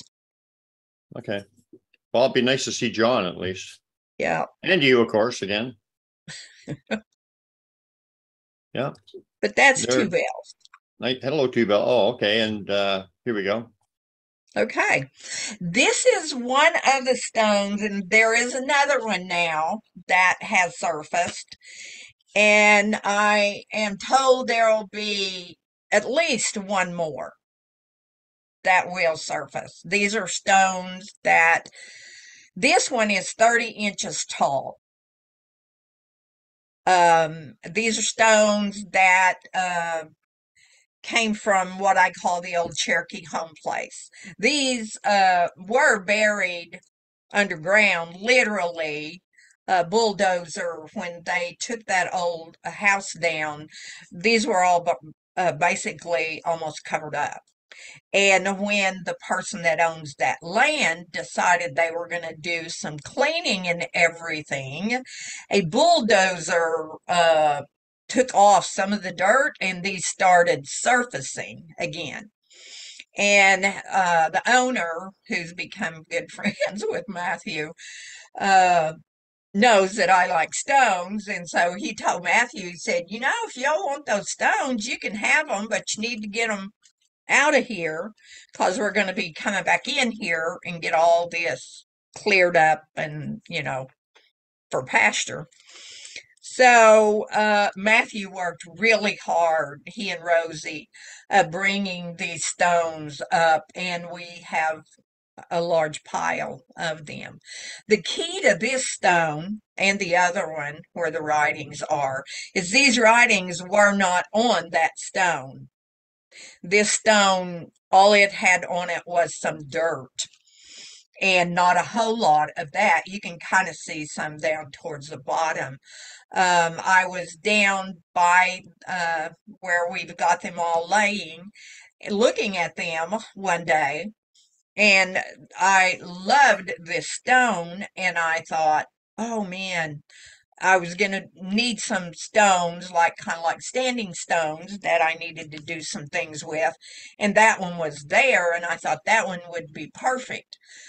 Well, I left and walked on to see what Matthew was doing. And then the next day, Matthew was adjacent to where this is. He was doing some work with Rosie. And I walked back down to the stones to look at them before I went over where he was. And this was on the stone that second day. Wow. And so there are several different things that are on this stone. The person who did the writing is profile face is in the bottom left hand corner. Right here. Yes, there's the mouth. Yeah. And you go above and you see the eyes, you see the nose, go above the mouth. Mouth, Keep going. nose, two eyes. No, eyes are up higher. And there's Oh, even, oh, right here, right here. yeah, and even there is the top is shaped up into a point. Yeah. That's covers his coned or elongated head, actually. I see that. And so you see his eyes, his nose, and his mouth. His mouth is open. Mm-hmm. And he is the one who wrote this on here. Now, these are all different bits of information. And they can have a different meaning. So if someone came and sat with a stone and a particular writing spoke to them, they could gain information from that. I know some of them look like constellations, and some look like other things. But these, these marks didn't come on here. Well, they weren't on here one day, and then they were on there the next day. And this is happening all around the earth. I mean, the stone people are diligently bringing us information. Yeah. I like this one right here. This is an asterisk. But like when Brian was showing the Yes. asterisk. Yep. Yeah. Yep. And then it's there's almost, also an A in there. yep. And it's like a light is bursting forward. Yeah. So there are several things on that. And this will go in a particular place. It has a place where it's supposed to be. Beautiful. And here's that other picture. Oh, and then you got this. Okay. This is Grandmother Amethyst. She is, let's see. There she is. Oh, yeah. And if you look at the top of her, she has a face. There is a head there. And you can see the head. You can see her eyes, and her energy is wonderful. She came to me through Kaoma. And for anyone that doesn't know, Kaoma has some amazing, amazing stone people. She has, so many.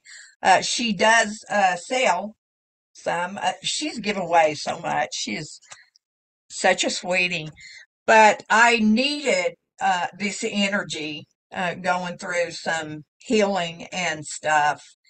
And she showed up in a big old box on my doorstep one day. Beautiful. So she is someone that I sit with. She's ever present in here in this room. She is overseeing everything Pork and Beans does while I'm in this room. Does she approve? Oh, definitely. She definitely does. I usually, I sit here and her information is wonderful too. Is she more pork or more a beans fan? No. I'm just joking. Well, she kind of likes it all. She is Of so course. loving. And of course, amethyst in itself is such a sweet, healing stone. Yeah. And so she carries those properties with her, among other things. That looks Yeah. pretty big. Is that like about 2 feet tall or something? Okay, all right, see her right there? Well, maybe 16 inches or so, huh? Yep, I can't see. She's No. pretty tall. I've got long arms. So I don't think I've ever measured her. She's close to 2 feet anyway, if not. Yep. So, yeah, she's amazing. She's another one of the stone people that have surfaced and are bringing information and healing and raising the vibrations. Yeah. Do we have any more? Yep. No, that's it. I did. I thought I sent you some more. I guess I don't think did. I don't think so. I guess I didn't get Miko Gadon sent to Who's you. that? Miko Gadon. Let's see if I can pick him up. Well, if you get him, I can put him on. Oh my gosh. Okay, here Oh, I he didn't. is. I don't think I saw that. Oh, No, Yep. wow. It's a crystal skull. Yeah, he is a skull. He is an elongated head. but he not natural. He was carved, right? Right, Somehow. he was carved. But the interesting thing about him was this crystal point was left intact. And he had, you probably can't see, but he has mountains and all kinds of things inside him. And I imagine he weighs at least probably 10 pounds. Yeah, it's quite big. He's Beautiful. pretty, he's, he is a part of the Star Nation of the Mounds people, shamans. And so I was told Miko Gadon was coming too. Um, and so he is one that works with the Star Nation, but he also works with the Mounds people shamans. And for anyone that knows about the Mounds people, there are mounds all over. I can go down here and get on the water, and if the dam wasn't there, I could ride on the water all the way to the spiral mounds from where I live. And this land is connected into that as well. So this show was called "The Connection Between the Rock People and the Sasquatch People," and we know that everything is connected. So we know the big picture connection of everything. But is there anything specific that you wanted to address as far as the connection between them specifically? The Sasquatch And the rock people. Everything that, not everything, but most everything that I have as far as stone people has been something that the Sasquatch have brought to me, that Kashima has brought to me. I mean, he is forever present in anything that happens in my life. And so he is the one who brought so many of these, or made these connections so much more than what they might have been. It's like they've been amplified. And so he knows where I'm at all times, what my thought process is at all times, and knows what I am to share in this life. You know, because that's the thing we did when I walked through that door, you know, not knowing what it was I was walking through the door to, which was Kashima, and doing what it is I've done now for several years. And I have had people say to me when I talk about, you know, his energy and their energy, and for the most part, his energy, how can you work with that energy? How can you handle that energy? Why would you want to work with that energy? That doesn't make Because I said yes. I said yes. I'll walk through that door. I don't know what I'm walking to, I but don't I understand know. that comment. I don't understand that comment. Why wouldn't you want? Why Well, wouldn't you want they're to? standing outside of a relationship. That's all. I Yeah. mean, Yeah. you Once know, you're inside the relationship, it's completely Well, yeah. different. If you it's not a burden. I mean, no, it's it's not not a like burden. But I didn't know at that time who it was or what it was I was going to walk through the door to. I hadn't been told that. I did this purely on faith of knowing that the ancestor grandmothers who were guiding me and my universal helpers in love were not going to take me down a road and just leave me there to walk. no. I knew I would have support, and I knew it was something, you know, I was supposed to do. And, you know, and there's that whole story that led me up to that. And after doing that, of course, grandfather's always been around. I knew there was someone in this lifetime, a particular one. And one of the interesting things was several years before I had channeled grandfather Kashima. But all I was told was it was an ancient grandfather. Yeah. And I knew that the his energy at that time was quite the energy. But I didn't know it was him until after Kashima came and I had channeled him for the first time in a public, well, it wasn't really public, there were just a few people there, that I knew that energy. And Yeah. I knew immediately. There were times I was in particular ceremonies that this huge energy would come. And I was in a sweat lodge with one of my girlfriends. She is a Creek Indian, and we've traveled and had some awesome things happen through the years. We were in lodge and we were praying, and we felt this energy walk up outside the lodge. And all we could do at that point was take our rattles and rattle, rattle, rattle, rattle, and say, "Welcome, grandfather. Welcome, grandfather." That's all would come. And we just said it over and over and over. And then he turned and walked away, and the energy then just came back to us.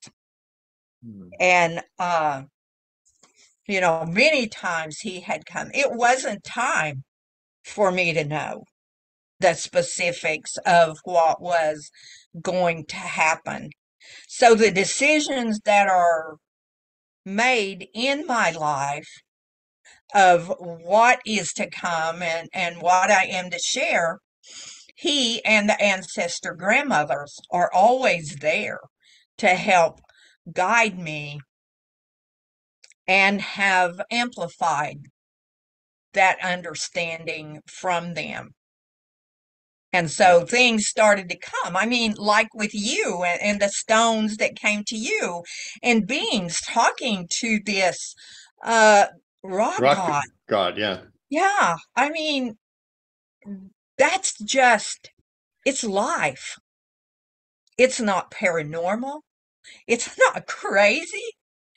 It's life. It's the reality of life.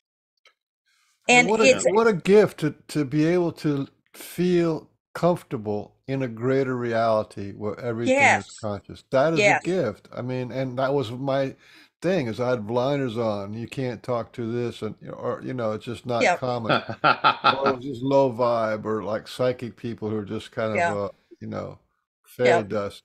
No, it's the real Very deal. different. That's what this world is yep, about being yep. It connected. is And the the Sasquatch reality. and the Sasquatch, what can you say about Sasquatch? They have this little knack of being with you your whole life before you ever know them.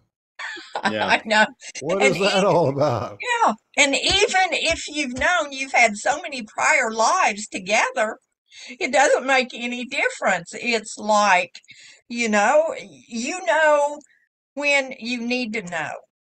And Kashima knew how hard this was going to be as far as some of the people that I would come in contact with. But he also knew that that wasn't a deterrent for me. No, obviously It not. wasn't a deterrent at all. I talk about a thread that was on the old BFF. It was the Bigfoot forum, and they were primarily flesh and blood. And if you said anything else, they wanted to eat you for dinner. And being on that thread because of what happened with Richard Stewart Taylor here, where he got to see the family and audioed that. And he was so excited about that and just wanted to share that love and that experience. And he put it on the BFF. And they were eating his lunch, literally. And so he comes to me and he said, "Would you please help me?" He said, "All I wanted to do was share this with people. And I don't know how to talk to these people who are saying all this." And I told him, I said, "Well, I've never ever wanted to go there, but I will ask and be in prayer about this, and I'll let you know." So I did, and I had to go. So there were over 10,000 responses on that thread before that thread was shut down. On that, I continually answered people when they would ask a question. I was forever respectful. I never made fun of anyone. I never got smart. I never got mad. I just answered as I knew I needed to answer. At the end of that thread, there were two people who constantly tried to draw me out, to get me to come at them, to say things to them. I never did. I was always respectful to them. They both said, if I was ever going to believe anything that was said in this whole discussion, I would believe you. And not because I believe what you're talking about is real, but I would believe it because of the measure of respect you showed everyone. Yeah. And that's always been such an important thing for me. It doesn't matter what was said to me or about me or anything else. I mean, you can be disrespectful to me, but I'm not going to be disrespectful to you. It's not going to happen. I mean, the Sasquatch have brought me that love and that understanding, and the grandmothers too, of what respect really is.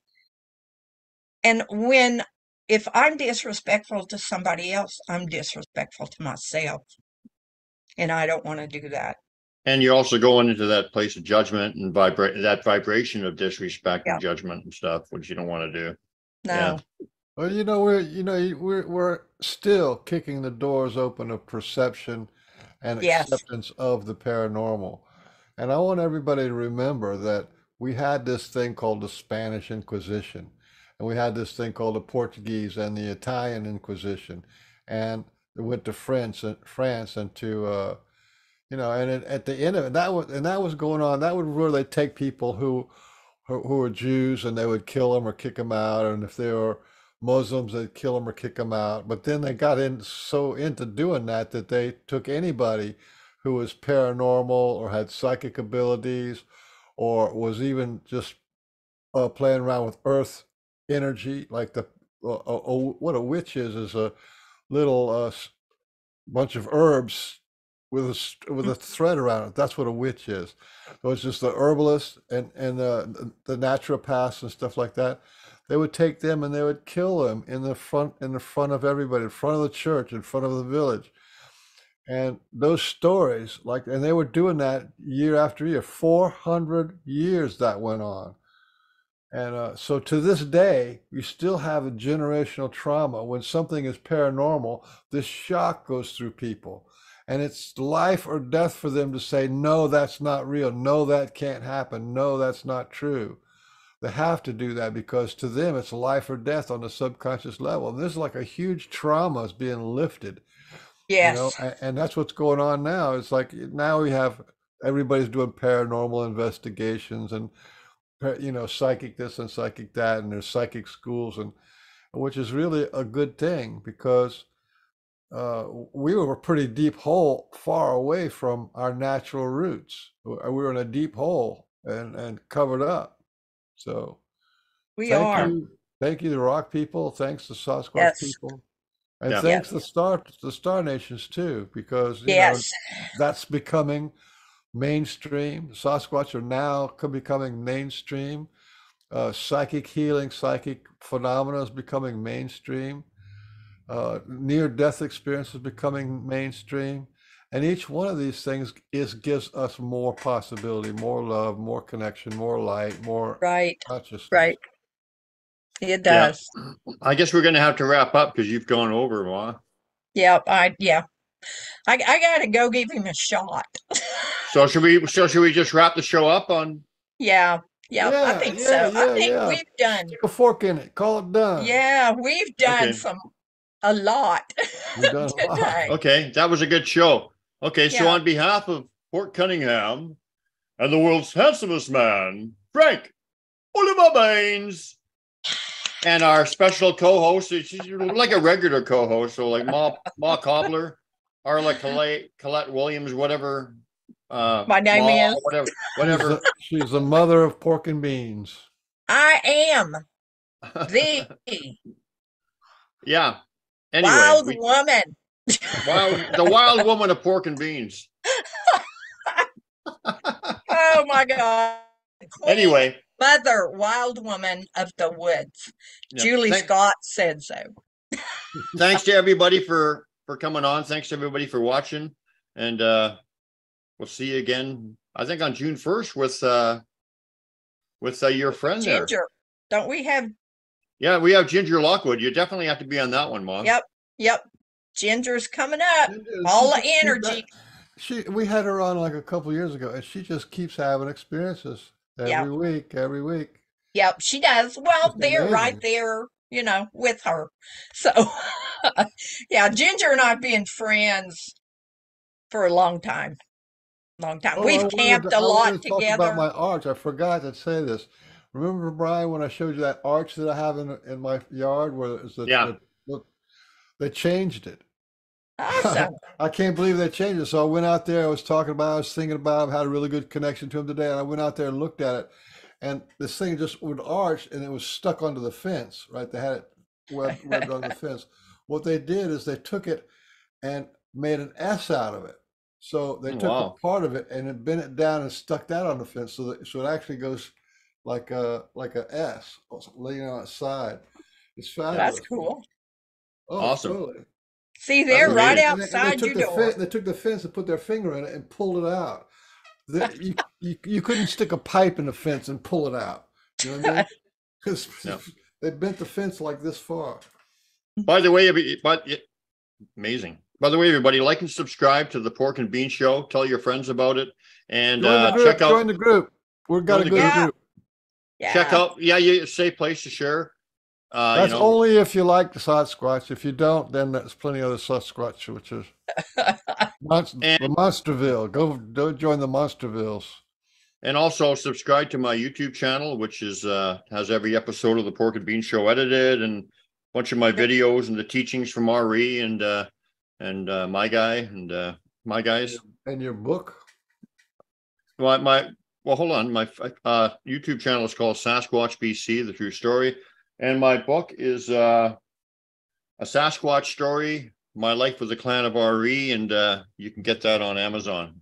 If you just type in the Pork and Bean Show in your web browser, it's going to pop up. Yeah. You'll find it. Yeah. All those links will be there. All right. Well, say hello to Matthew, and thanks for coming on. And this was a good idea you had, Ma, to have this show. It was a good show. Yeah, awesome. I was touched by this show. I really was. You're a powerhouse of information, and I'm always blessed just to listen to you. I was actually touched before the show, but wait a minute, that's a different thing. Well, you should get away from those men's bathrooms in the park. Oh, you went in a totally different direction than I was going, but yeah, that would apply too. All right.